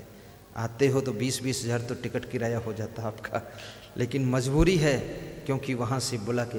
अभी साहब कह रहे थे आपको बुलाकर अम्बाला कैंट में सत्संग कराऊंगा मैं। क्या अम्बाला में, क्या हरियाणा में कोई संत नहीं है, लेकिन उनको क्वालिटी पसंद है, इसलिए यहाँ से हमको ले जाएंगे और लाखों रुपया खर्च करेंगे और वहाँ पर अम्बाला कैंट में सत्संग करवा करके लोगों को आनंदित करेंगे। वो साहिब की इच्छा है। मैं आपसे बताऊं, पति बनो तो क्वालिटी के पति बनो, डिक्टेंशन पति होना चाहिए आपको, डिक्टेंशन पत्नी बनो, डिक्टेंशन बेटे बनो, डिक्टेंशन गुरु बनो और डिक्टेंशन अंक प्राप्त करके चेला बनो। हर काम में विशेष योग्यता आपके अंदर जब आएगी तभी इस दुनिया में सफलता मिलेगी, अन्यथा आपका काम सब फेल है। ऐसे साधारण करने वाले तो बहुत लोग हैं। पेंटर भी अगर आप विशेष योग्यता है पेंटिंग करने में तो आपके ग्राहक बहुत हैं, अन्यथा आप किसी गांव में दीवालें पोतते रहेंगे, बाकी कोई बुलाने वाला नहीं है। विशेष गुण पैदा करो। गाने में भी विशेष गुण होना चाहिए, ऐसा गा दो लोग आनंदित हो जाए। और अभ्यास कीजिए, सीखिए, समझिए, कलाएं सीखिए, अपने अंदर विकसित कीजिए उन कलाओं को जिनसे कि आपकी कीमत बढ़ती है, आपका मूल्य बढ़ता है, आपके जीवन में लोग तुमसे जुड़ते हैं और आपको सफलता भी मिलती है। मैं आपसे निवेदन करूंगा कि अपने घर में भोजन भी बनाना, महिलाओं से निवेदन, ऐसा भोजन बना दो कि खाने वाले आपके पति लोग तब तुमको याद करें जब तुम कभी अपने माता पिता के घर चली जाओ, 3 घंटे में उनको याद आ जाए कि वो चली गई है, भोजन आनंद से नहीं मिलता है। तुरंत मोबाइल लगाए, कब आओगी, तो तुम कह देना जल्दी आऊँगी, पर मम्मी पापा नहीं छोड़ रहे इसलिए 3 दिन बाद आऊँगी। तो चौथे दिन वो मोटरसाइकिल लेकर पहुँच जाएगा, हॉर्न बजाएगा, आओ बैठो, कला बाई चलो, कला खेल दो चल के। ऐसा गुण होना चाहिए। गुण के ग्राहक सहस्र नर, बिन गुण लहाई न कोय। कबीर साहब ने इसके लिए बहुत अच्छी बात कही है कि मानस तेरा गुण बड़ा, मानस नावे काज, हाण न होते आभरण त्वचा न बाजन बाज। हे मानो, तेरे गुणों की महिमा है, तेरे त्वचा की महिमा नहीं, हड्डी मांस के पुतले की महिमा नहीं, लेकिन तेरे इस शरीर के भीतर जो गुण है उसी के कारण तेरी पूजा होती, तेरा सम्मान होता, तू सफलता पाता है। आज सबसे मैं यही निवेदन करूंगा कि आप गुणवान बने, आप कलाकार बने, आप प्रेमी बने, आप सरल बने, आप गुरुदेव के भक्त बने, टेंशन मुक्त रहें और प्रसन्न होकर के जीवन बिताएं। कबीर साहब कहते हैं, सुख शांति और सफलता के लिए 5 बातें सदैव ध्यान रखना चाहिए। 5 बातें। आप तजय हरि भजय, नख सिख तजय विकार, सब जीवन से निर्वैर रहे, साधु मत है सार। गौर से समझना। प्रथम बात साहिब कहते हैं आपा तजे, कि आपा छोड़िए। आपा किसे कहते हैं? जो मनुष्य के अंदर प्राणी और पदार्थों का मोह होता है, अहंकार होता है, उसे आपा कहते हैं। मनुष्य का स्वभाव है कि प्राणियों से मिलता है तो मोह कर लेता है, और जब उसे पदार्थ मिलते हैं तो पदार्थों का अहंकार कर लेता है।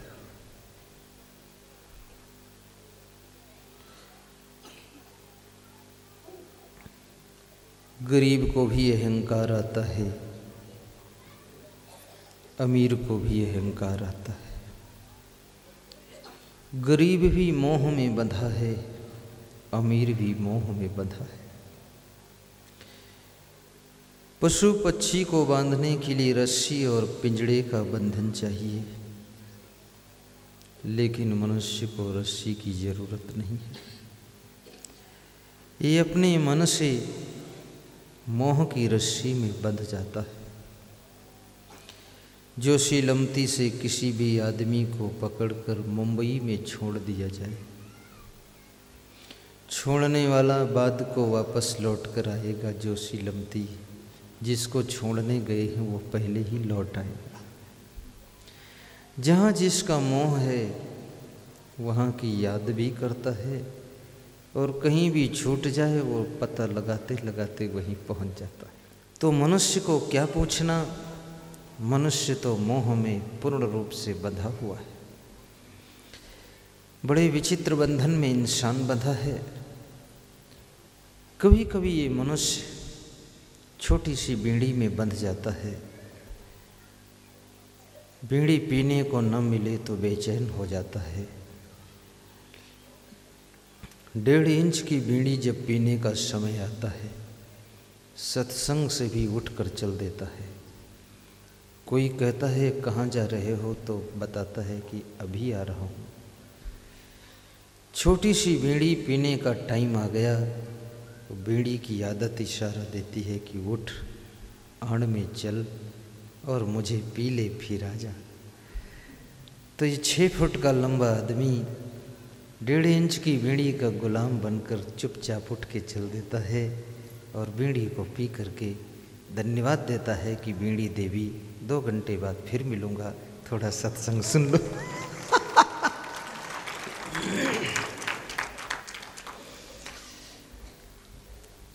जो बीड़ी पीते हैं उनको बिना बीड़ी पिए चैन नहीं है, और जो नहीं पीते हैं उनके सामने कोई दूसरा पीता है, दूसरे के मुख से बीड़ी का धुआं आता है तो भी उनको बेचैनी हो जाती है। दूसरे लोग मना करते हैं यहाँ बीड़ी मत पियो, धुआं मत करो, तो बीड़ी पीने वाला कहता है कि तुम्हारे लिए हम परोपकार कर रहे हैं, बीड़ी में पैसा मेरा लगा है, धुआं मैं मुंह से खींचता हूँ, फिर घुमा करके नाक से निकाल करके तुमको देता हूँ, थोड़ी खुशबू ले लो, धन्य हो जाओगे। सभी डॉक्टर सिखाते हैं सुबह की शुद्ध हवा लीजिए, स्वास्थ्य अच्छा रहेगा, लेकिन नशा करने वाले सुबह बीड़ी का धुआं, सिगरेट का धुआं, हुक्का का धुआं, चिलम का धुआं, सारी जिंदगी को धुआं धुआं कर डाला है। पुरुषों में ज़्यादा नशा करने की आदत है, महिलाएं पुरुषों की अपेक्षा बहुत कम नशा करती हैं, इसलिए महिलाओं को बुढ़ापा जल्दी नहीं आता है, पुरुषों को बहुत जल्दी बुढ़ापा आ जाता है। आज की तारीख में 40 साल की उम्र में पुरुष बूढ़े दिखाई देने लग जाते हैं। कुछ तो ऐसे लोग हैं जिनकी जवानी आती ही नहीं, बचपन से डायरेक्ट बुढ़ापा आ जाता है, बीच की अवस्था गायब हो जाती है। इतना वो नशा व्यसन में डूबे हैं, गाल कभी फूलते ही नहीं हैं, गाल गड्ढे में हैं। एक एक गाल में एक एक मुट्ठी चावल भर दो, इतना बड़ा गड्ढा है। सब तहस नहस शरीर हो गया है, नस नस बर्बाद हो गई है। इस शरीर को स्वस्थ रखिए, ये आत्मा रूपी परमात्मा का मंदिर है, इसे शुद्ध भी रखिए, इसे पवित्र भी रखिए, इसमें नशा व्यसन मत डालिए। सच्चा भगवान तो इसी शरीर के अंदर बैठा हुआ है। जो सी लमते की दीवारों पर लिखा हुआ है कि जिसे तुम बाहर ढूंढते हो वह तुम ही हो। तुम आत्मा के रूप में परमात्मा बन करके हृदय रूपी मंदिर में इस शरीर के देवालय में बैठे हुए हो। इस शरीर को व्यर्थ के कार्यों में भी मत लगाइए। बहुत ही अमूल्य शरीर है। ये शरीर पाने के लिए देवता लाइन में लगे हैं, वेटिंग लिस्ट में लगे हुए हैं। इस शरीर को पाने के लिए भगवान को भी इंतज़ार करना पड़ता है कि मैं मनुष्य बनकर कब धरती पर आऊँगा। तुम मनुष्य बनकर के धरती पर आए हो और इस शरीर को पा करके अब राक्षस क्यों बन रहे हो? नशा व्यसन छोड़िए, प्रसन्नता का जीवन जियो, सही ढंग से कार्य करो, अपने मन को समझा करके रखो। परिवार को समझाना आसान है, दूसरों को समझाना आसान है, अपने मन को समझाना कठिन है। और जो अपने मन को समझाना जानता है वो संसार में टेंशन मुक्त जीवन जीता है। और मन को समझाने की कला जिसको आ गई, उसकी ज़िंदगी की कला कलेश खत्म हो जाती है, वो सदैव आनंद ही प्राप्त करता है। अपने मन को कैसे समझाओगे? कभी प्रतिकूलता पड़ने पर तुम्हारे मन में गुस्सा आएगी, मन को समझाइए कि गुस्सा मत करो, गुस्सा से नुकसान होगा, संबंध बिगड़ेंगे, डिस्टर्ब हो जाएगा। कभी तुम्हारे मन में लोभ आएगा, अपने मन को समझाइए कि लोभ पाप का बाप है, लोभ मत कीजिए। जिन जिन लोभ किया है, मिनिस्ट्री चली गई, कलेक्टरी की पोस्ट चली गई, डॉक्टरी की पोस्ट चली गई, मास्टरी की पोस्ट चली गई, सरपंच का पद चला गया। ये लोभ बहुत बड़ी बला है, आ बला पकड़ गला। इसलिए लोभ मत करो, अपने मन को समझाओ। कभी मन में तुम्हारे अहंकार आता है, मन को समझाइए कि अहंकार मत करो। अहंकार करोगे सब तुमसे दूर हो जाएंगे, तुम अकेले पड़ जाओगे, कोई साथ देने वाला नहीं मिलेगा। अहंकार करोगे, कंस रावण दुर्योधन बन जाओगे, भगवान भी तुमको मारने के लिए आएगा, इंसान की तो बात छोड़ो। इसलिए अहंकार को छोड़ दीजिए। कभी कभी तुम्हारे मन में काम वासना उत्पात मचाएगी, तरह तरह के विचित्र विचित्र मन के अंदर वासना की कल्पनाएं उठेंगी। मन को समझाइए कि इस काम वासना के कारण कितनों का काम तमाम हो चुका है, इस काम वासना के उत्पात के कारण कितनी स्त्रियां मारी जा चुकी हैं, कितने लोगों ने फांसी लगाई है, कितने पुरुषों की हत्याएं हुई हैं, कितने पुरुषों की नौकरी चली गई है, कितने लोगों की मिनिस्ट्री चली गई है। इस काम वासना की आग में इंसान कितना बर्बाद हो चुका है। इसलिए मन को समझाइए कि बेटे काम वासना के चक्कर में मत पड़ो, शांत रहो, भक्ति करो, तभी कल्याण होगा। अपने मन को समझो, अपने मन को समझाना सीखो। दान करना बहुत बड़ी चीज़ है। दान करने से लोभ की मृत्यु होती है, चरण स्पर्श करने से अहंकार की मृत्यु होती है, नमन करने से अहंकार का शमन होता है, और भक्ति करने से मोह कम हो जाता है, ज्ञान सुनने से वासना खत्म हो जाती है, प्रसन्न रहने से टेंशन छूट जाती है, और खुश रहने से, हंसने से चिंता खत्म हो जाती है। सही ढंग से कार्य करने से, सही डिसीजन लेने से गरीबी और दरिद्र खत्म हो जाता है। फिजूल खर्ची बंद करने से, नशा व्यसन छोड़ने से आपकी बीमारी और प्लस दरिद्रता दोनों खत्म हो जाते हैं। संतोष रखने से मन की पीड़ा खत्म हो जाती है। और याद रखना मेरे भाइयों बहनों, गुरुदेव की सेवा करने से चारों धाम में स्नान करने का फल प्राप्त हो जाता है।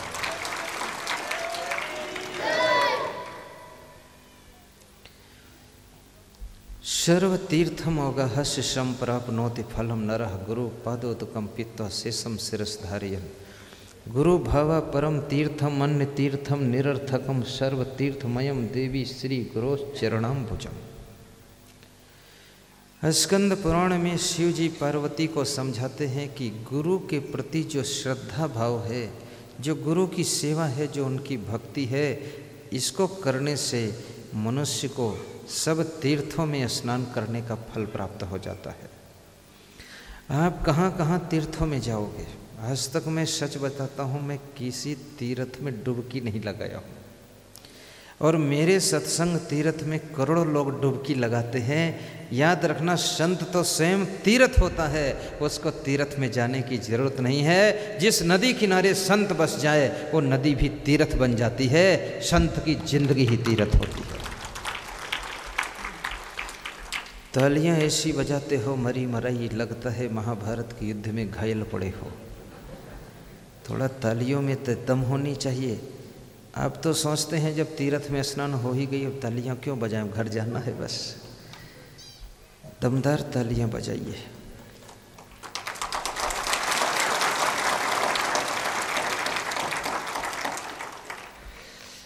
आप हरिद्वार जाइए, वहाँ कौन रहता है? साधु संतों के आश्रम है, इसलिए हरिद्वार तीर्थ है। वही गंगा आगे निकली है, वहाँ कोई डुबकी लगाने नहीं जाता है, क्योंकि वहाँ गंगा किनारे संत नहीं है। अयोध्या में भी सरयू के किनारे संत लोग रहते हैं, तो वो तीर्थ हो गया। जहाँ जहाँ नदी के तट पर संतों का निवास है, वहीं वहीं तीर्थ की मान्यता हो जाती है। भाइयों और बहनों, चाणक्य से पूछा गया तीर्थ कहाँ है, तो चाणक्य ने कहा साधु नाम दर्शनम पुण्यम, तीर्थ भूता ही साधवा, साधु के दर्शन से ही पुण्य हो जाता है। और तीर्थ में स्नान करने का फल संत के दर्शन से प्राप्त हो जाता है। तीर्थ भूता ही साधवा, संत का शरीर ही तीर्थ स्वरूप होता है। कालेन फलते तीर्थ सद्या साधु समागमा, संत समागम का फल तत्काल प्रेम, प्रसन्नता, शांति और ज्ञान की प्राप्ति होता है। जबकि तीर्थ में स्नान करने का फल आज मिले कि कल कोई निश्चित नहीं होता है, लेकिन संत स्नान का फल तुरंत होता है। ये सत्संग सबसे बड़ा तीर्थ है। गोस्वामी तुलसीदास जो कि राम भक्त थे, उन्होंने भी कहा है कि मृदु मंगलमय संत समाजो, जो जग जंगम तीर्थ राजू। संतों का समाज चलता फिरता प्रयागराज है। 2 दिन जोशी लमती में, फिर बेंद्री डीह में, फिर विजय तला में, फिर कहाँ कहाँ ये संत समाज भ्रमण करता रहेगा, सबको स्नान कराता रहेगा। तीर्थ में स्नान करने से शरीर का मैल धुल सकता है, लेकिन सत्संग में स्नान करने से मन, वाणी, कर्मों का मैल धुल जाता है, व्यसन का मैल धुल जाता है, बुराइयों का मैल धुल जाता है, अज्ञानता का मैल धुल जाता है, और तुम्हारी जिंदगी में जितने पाप हैं वो पाप कर्म ही धुल जाते हैं, और जिंदगी पुण्य से ओतप्रोत हो जाती है। मुदु मंगलमय संत समाजू, जो जग जंगम तीरथ राजू। मुदु मंगलमय संत समाज। सब गाइए, सबके मुंह से दोहराने की आवाज निकले।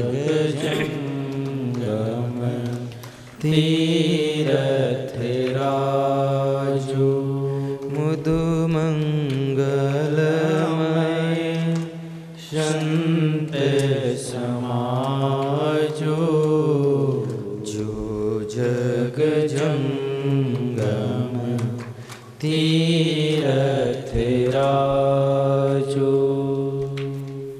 करोड़ों की जिंदगी के लिए, जगत भर की रोशनी के लिए, करोड़ों की जिंदगी के लिए, जगत भर की रोशनी के लिए। हे संतों चलते रहना, हे संतों चलते रहना। लिखा है तेरे ही भाग्य में कि तेरा जीवन रहे त्याग में। करोड़ों की जिंदगी के लिए, जगत भर की रोशनी के लिए। संत का जीवन करोड़ों की जिंदगी के लिए होता है, एक जगह रुकने के लिए नहीं होता है। संत को दान देने से वो उलट के तुम्हारी ही सेवा करता है। जैसे गाय को तुम बरसीम खिलाते हो, भूसा खिलाते हो, पैरा कुट्टी खिलाते हो, सुबह खिलाते हो, तो आप चारा खिलाते हो, भूसा खिलाते हो, शाम को दूध बना कर दे देती है। ऐसे संत की जो सेवा करते हो वो अमृत वाणी बना करके आपको वापस लौटा देता है। लिखा है तेरे ही भाग्य में कि तेरा जीवन रहे त्याग में, करोड़ों की जिंदगी के लिए जगत भर की रोशनी के लिए। हे संतों चलते रहना, हे संतों विचरते रहना। आज आप प्रयागराज में बैठे हैं, ज्ञान, भक्ति और सेवा की त्रिवेणी बह रही है, जिसमें आप निमज्जन कर रहे हैं। जैसे प्रयागराज में स्नान करने से मैल धुल जाता है, ऐसे ही इस प्रयागराज में स्नान करने से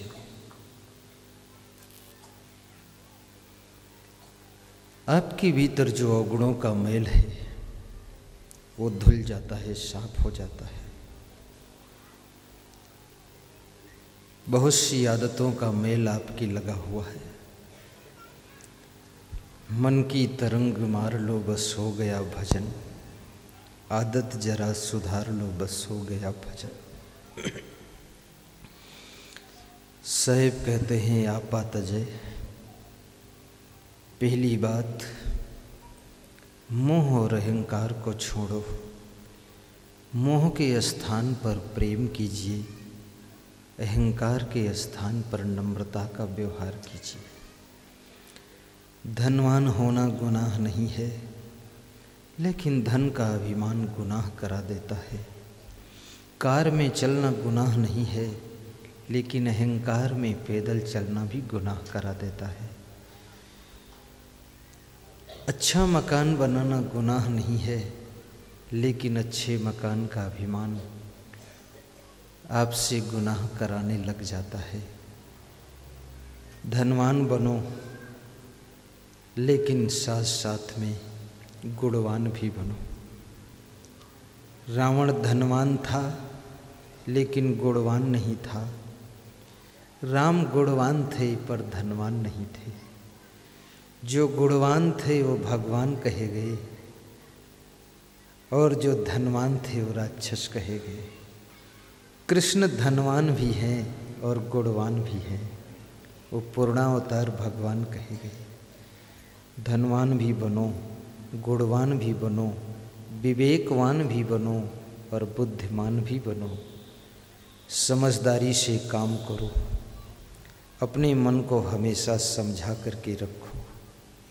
ये मन बहुत बड़ा पागल है, चंचल है, इसको संभालना ही सबसे बड़ी चुनौती है। ये आपका मन, इसको आप संभाल लो तो मन मंदिर भी हो सकता है। मन को न संभाल पाओ तो ये मन बंदर हो सकता है। जिन्होंने मन को संभाला वो संत कहलाए, जो मन को नहीं संभाल पाए वही संसारी कहलाए। गृहस्थ आश्रम में भी मन को समझा कर रखने की जरूरत है।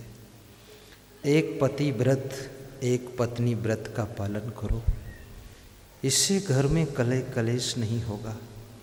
संत के लिए ब्रह्मचर्य व्रत, संत के लिए ब्रह्मचर्य व्रत, समाज सेवी के लिए दान व्रत, और एक संसारी गृहस्थ आश्रम के लिए एक पत्नी व्रत, एक पति व्रत। ये बहुत बड़े व्रत हैं, इनका पालन कर लो। राम को मर्यादा पुरुषोत्तम राम क्यों कहा गया? कृष्ण को मर्यादा पुरुषोत्तम नहीं कहा गया। क्योंकि कृष्ण मर्यादाओं को तोड़ देते हैं, लेकिन राम मर्यादा पुरुषोत्तम है। वनवास में राम सीता लक्ष्मण बैठे हैं, शूर्पणखा आती है, राम से कहती है हमारी तुम्हारी जोड़ी अच्छी रहेगी।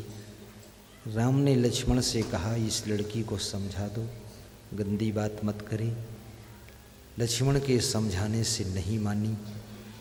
राम ने इशारा दिया तो लक्ष्मण ने नाक कान काट लिया। नाक कान काटना तो एक बहाना है, एक कहानी है। जो व्यक्ति अपनी मर्यादा को खो दे, इज्जत को खो दे, सम्मान को खो दे, गरिमा को खो दे, तो समझ लो उसकी नाक कट गई है। जो अच्छी बात को सुने ना समझे ना, तो समझ लो कान भी कटे हुए हैं। तो लक्ष्मण को काटना नहीं पड़ा, वो स्वयं कटे कटाए थे सब नाक कान।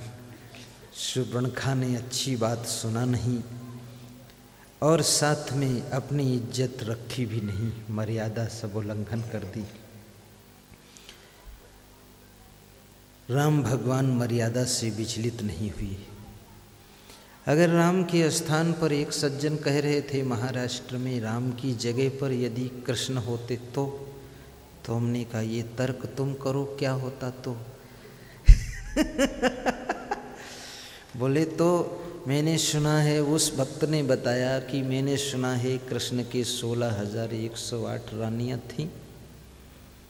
मैंने कहा सुना है थी कि नहीं थी, क्योंकि 16,108 रानियों को संभालना तो बहुत कठिन है, क्योंकि जिसके एक एक रानी है उसके भी दिन भर हैरानी है। तो ये 16,108। तो बोले अगर राम की जगह पर कृष्ण होते तो शूर्पणखा के साथ विवाह कर लेते, लंका ससुराल बनती और 16,109 हो जाते, क्या फर्क पड़ता। क्या लोग हैं। मैं आपसे कहूँगा कि विवाह तो सिर्फ एक ही ठीक रहता है। जिस स्त्री के साथ तुम विवाह करते हो या जो स्त्री आपको पति मानती है, दोनों का जीवन दोनों से समर्पित रहे। अब ये बहुत ज़्यादा रानियां अगर हैं, बहुत ज़्यादा पत्नियां हैं, आप किसको संभालोगे, सब डिस्टर्ब होता रहेगा। भगवान श्री राम ने ये करके दिखा दिया कि एक पत्नी व्रत का पालन करो। रावण इस व्रत का पालन नहीं कर पाया तो रावण को राक्षस कहा गया, लेकिन राम ने इस व्रत का पालन किया तो भगवान कहे गए। जो भी एक पत्नी व्रत का पालन करने वाले पुरुष हैं उनके अंदर राम का रूप छिपा हुआ है, और एक पति व्रत का पालन करने वाली माताओं बहनों के अंदर सती सावित्री सीता का रूप छिपा हुआ है। आज भी सीता सती की कमी नहीं है, न राम की कमी है, सब छिपे बैठे हैं।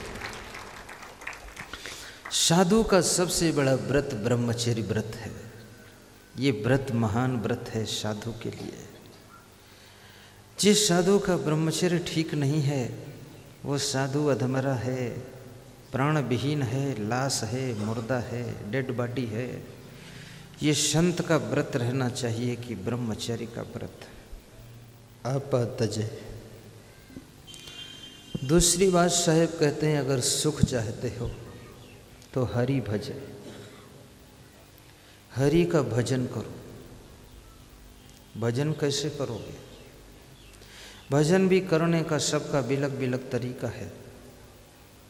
कोई नाम जप करता है, कोई माला फेरता है, कोई अगरबत्ती जलाता है, कोई फूल चढ़ाता है, कोई भजन गाता है, तो कोई ध्यान में बैठा रहता है, कोई पाठ पूजा कर रहा है, कोई भगवान को प्रसाद चढ़ाता है। सबके भजन करने का तरीका बिलक बिलक है। लेकिन कबीर साहब कहते हैं असली भजन ये है कि मन की तरंग मार लो बस हो गया भजन, आदत जरा सुधार लो बस हो गया भजन। कबीर साहब का सारा काम प्लेन है। साहब कहते हैं मन की चंचलता को मार लो यही भजन है, इसमें अगरबत्ती जलाकर खुशबू फैलाने की ज़रूरत नहीं है। तुम अपने सत्कर्मों की ऐसी बत्ती जला दो जो सत्कर्मों की सुगंध फैल जाए। ये भजन का असली तरीका है।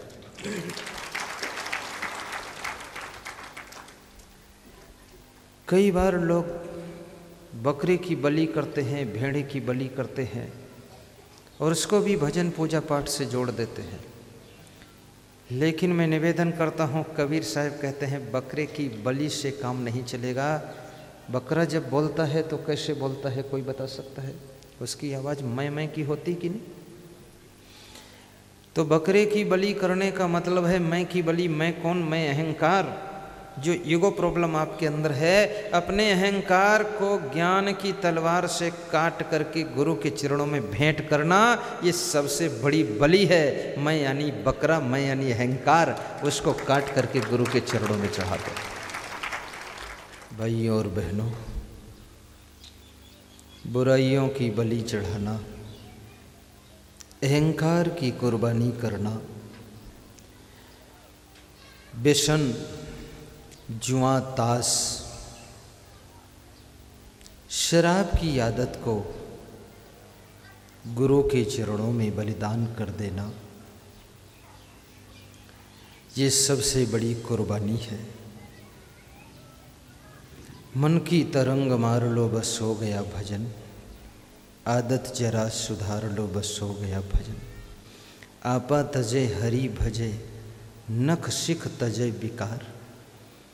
तीसरी बात साहेब कहते हैं कि सुख के लिए अगर शांति चाहते हो तो नख से लेकर के शिखा तक जितने विकार हों, जितने अवगुण हों, सब धीरे धीरे छोड़िए।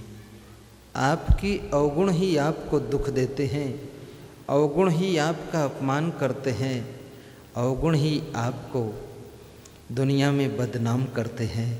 इन अवगुणों को दूर करो, आपका जीवन अच्छा बने, सब जीवन से निर्भय रहे। कबीर साहब कहते हैं कि बैर को मत बढ़ाइए, ना कहो से दोस्ती ना कहो से बैर। ये कितनी बड़ी बात कबीर साहब ने कहा है। ऐसा रहना कितना कठिन है कि ना कहो से दोस्ती ना कहो से बैर। कबीर साहब कहते हैं ना तो दोस्ती करना है, ना किसी से दुश्मनी करना है। जो मिले उसको राम राम कर लो, प्रणाम कर लो, साहेब बंदगी कर लो, किसी के चक्कर में मत फंसो। कबीर साहब कहते हैं कौन है अपना कौन पराया, सब में वही है नूर समाया। कौन है अपना कौन पराया, रहम तेरी सुख पाया।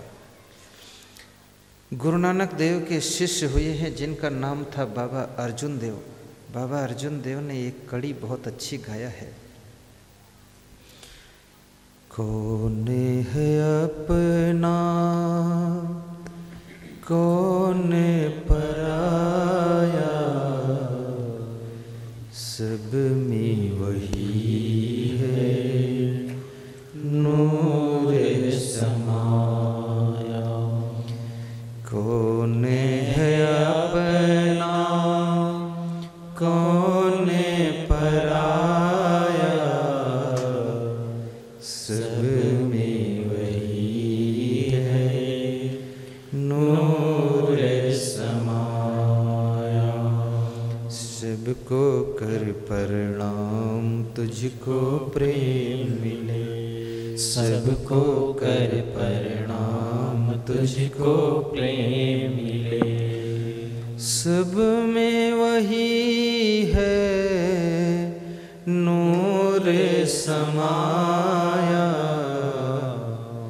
कौन है अपना कौन पराया, कौन है अपना कौन पराया। रहे मैं तेरी सुख पाया, सुख पाया, सुख पाया। रहे मैं तेरी सुख पाया, सुख पाया, सुख पाया। रहे मैं तेरी सुख पाया। कौन है अपना कौन पराया, रहे मैं तेरी सुख पाया। सुख पाया सुख पाया, रहे मैं तेरी सुख पाया। अर्जुन देव बाबा कहते हैं कि जीवन में भटक कर देख लिया, थक कर देख लिया, सुख नहीं मिला। एक गुरु की शरण में गए, उनका ज्ञान मिला तो जीवन में सुख मिला। गुरु का ज्ञान सुख देता है। गुरु समान दाता नहीं, याचक शीश समान, तीन लोक की संपदा, सो गुरु दीनी दान। परस्पर प्रेम रखना, सास बहू में प्रेम, भाई भाई में प्रेम, लेकिन याद रखना प्रेम त्याग मांगता है। जहाँ त्याग होता है वहीं प्रेम जिंदा रहता है। आपका पति तुम्हारी कोई ज़रूरत पूरी न कर पाए, उस सामान को त्याग करके प्रेम को बचा लेना। सामान की कीमत इतनी मत कर देना कि पति की कीमत को भूल जाना। गले का हार हो न हो, लेकिन घर में प्रेम की बहार हो। और मैं तो कहता हूँ सोना से अच्छा तो लोहा है। सोने का हार तुम पहनते हो, उसको गले में लाद कर लेकर चलते हो। अगर सोने का हार बेचकर लोहे की कार ले लो तो लोहे की कार तुमको लाद कर राजनांदगांव ले जाएगी और सोने का हार तुम लाद कर ले जाओ। मैं तो लोहे की कार में ज़्यादा विश्वास करता हूँ। सोने का हार भी पहनना है, प्रेम श्रद्धा भक्ति का हार पहन लो। सीता जी के पास में एक अंगूठी है। सीता जी देखती हैं कि मेरे पति संकोच में है, अंगूठी उतार कर केवट को दे देती हैं कि उतराई दे दो। वही सीता जी एक अंगूठी का भी त्याग कर देती हैं, लेकिन वही मनुष्य का मन बदल जाता है। सोने के मृग को देखकर सीता जी मोहित हो जाती है। जब सीता जी सोने के मृग में मोहित होती है तो रावण के हाथ में चली जाती हैं, लंका पहुंच जाती हैं। राम ने कहा कि सोने के मृग में मोह, एक सोने की अंगूठी का भी त्याग कर दिया तुमने। अब सोने के मृग में मोह, तो जाओ जहाँ सोना ही सोना है वहाँ देख कर आओ। तो सीता जी सोने की लंका देख कर आई। पता चल गया कि सोने की लंका में भी सुख नहीं है। बजा डंका मिटा शंका, लंका पे चढ़ जाओ वीरों।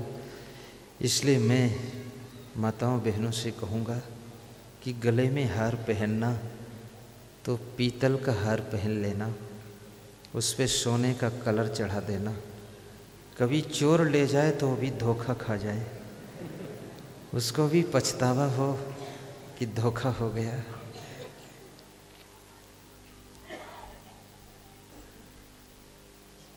आपका जीवन भक्ति के हार से सजा हो।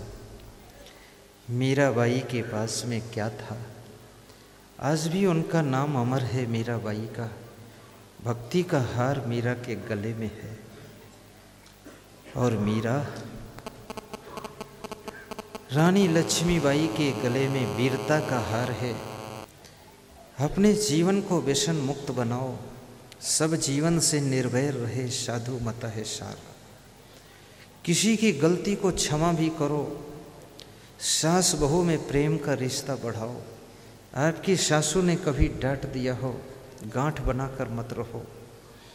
जिस बोतल में, जिस टॉनिक में डांट अच्छी ना हो वो टॉनिक बह जाता है।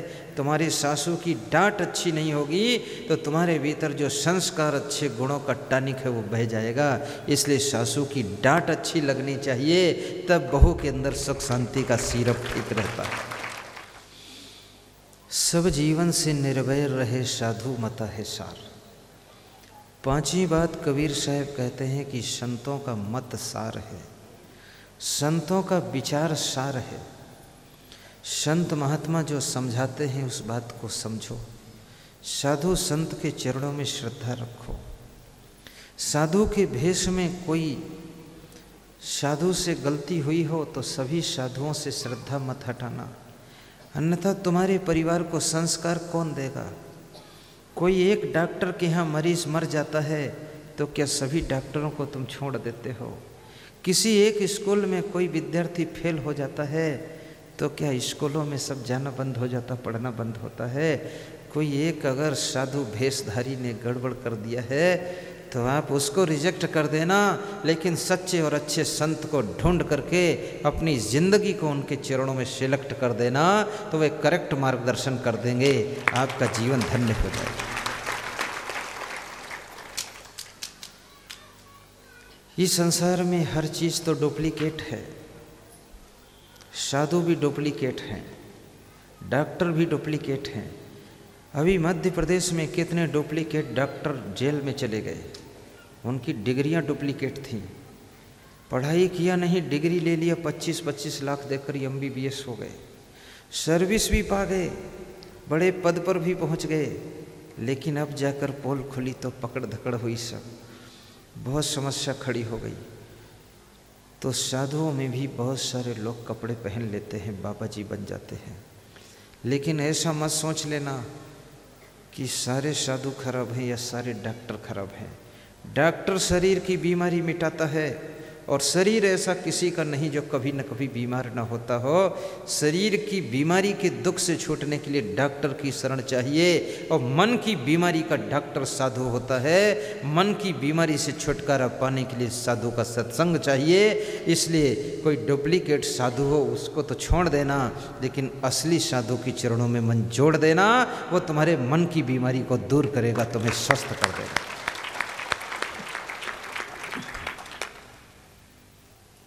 मन की तरंग मार लो, बस हो गया भजन। आदत जरा सुधार लो, आदत जरा सुधार लो, बस हो गया भजन। मन की तरंग मार लो, बस हो गया भजन। आदत जरा सुधार लो, बस हो गया भजन। संत का ज्ञान आपके दुखों का अंत कर सकता है। संत का ध्यान भी करना, गुरुदेव से नाम दान लेना, कंठी माला धारण करना, निगुराना रहना, गुरुमुखी बन करके रहना, साधु संत से प्रेम करना, एक दूसरे की गम भी खा लेना, समय पर सोकर जाग जाना, आलस्य और लापरवाही ना करना, मनमानी ना करना, किसी भी कार्य को बिगाड़ना मत, मन लगा करके कार्यों को करना, गौ माता की भी सेवा करना, जननी माता का सम्मान करना, भारत माता के गौरव को ऊंचा उठाना, इस धरती माता को धन्य करना जहाँ तुम्हारा जन्म हुआ है। परस्पर समता सहानुभूति से रहना, सदैव प्रसन्न रहने की आदत बनाना।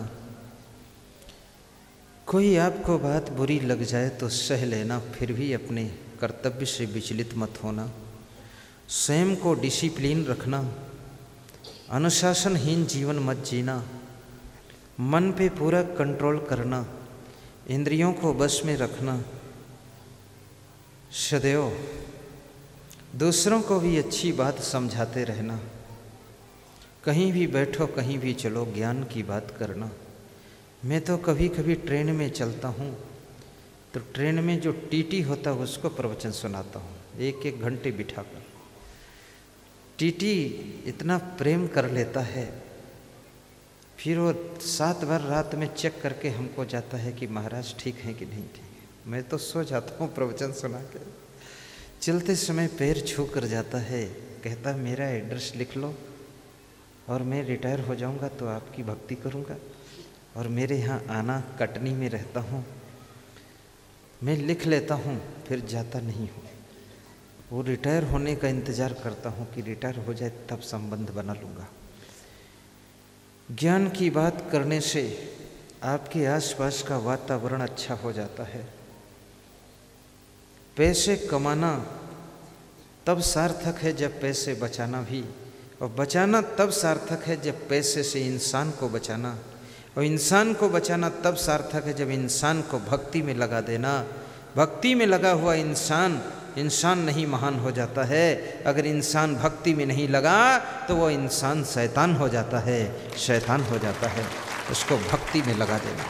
अपने घरों में सद्गुरु संत के फोटो लगाना, महान पुरुषों के चित्र लगाना, वीर पुरुषों का चित्र लगाओ।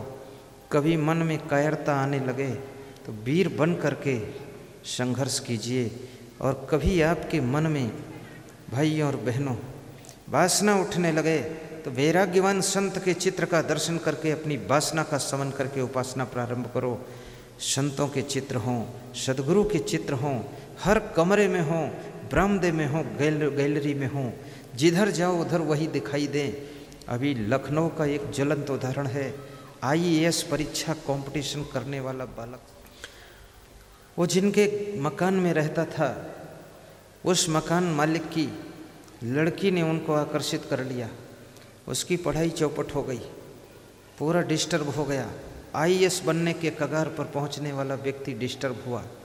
अचानक उसके गांव में मेरा सत्संग था, उसने सुन लिया, आकर मुझसे मिला, 1 घंटे बातचीत किया, फिर आश्रम पर आकर मिला, 2 घंटे उसका क्लास लिया अलग मैंने कमरे में। ऐसा सिखाया ज्ञान, सब आसक्ति वासना खत्म हुई। सभी फोटो ले गया, सभी कैसेट ले गया और सभी स्टिकर ले गया, पूरे घर में सब दरवाज़ों पर चिपकाया, सब जगह लगाया। मेरे को पधरौनी 1 साल बाद ले गया, दिखाया, जिधर देखता हूँ नज़र तुम ही आते। तो मैंने कहा इतने फ़ोटो क्यों लगाया? बोले गुरुदेव बहुत बड़े नरक से आपने बचाया है। कलेक्टर बनने की कंडीशन वाला व्यक्ति क्लर्क भी नहीं रह जाता। आपके ज्ञान से, आपके सत्संग से जब आपका फोटो देख लेता हूँ, आपकी याद आ जाती है, तो मैं बच गया बाल, नहीं तो बिल्कुल खतरे में था, मैं वासना में गिर जाता। भाइयों बहनों, सद्गुरु का चित्र, संत का चित्र आपके चरित्र को बचाता है, इसलिए उनका फोटो लगाना। देश को आज़ाद करने वाले वीरों का फोटो लगाना, और माता पिता का चित्र लगाना, जिन्होंने तुमको जन्म दिया, जमीन दिया, मकान दिया, सब कुछ दिया। ऐसे माता पिता की तस्वीर लगा करके दर्शन करना। लेकिन ये हीरो हीरोइन, ये जीरो हीरोइन, ये मेहर कुल्ले, ये चोर चांटे, ये बवालबाजियों के फ़ोटो बिल्कुल मत लगाना, निकाल के बाहर करो। बिल्ली कबूतर के फ़ोटो लगाने की ज़रूरत नहीं है। बिल्ली चूहे खाती है, कबूतर कीड़े खाता है। कितने घरों में मैं जाता हूँ तो वहाँ गधों के फ़ोटो लगे हुए, गधे हैं, घोड़े हैं, बिल्ली है, कबूतर है। तो मैं सोच में पड़ जाता हूँ, इनसे क्या इनको मिल रहा है?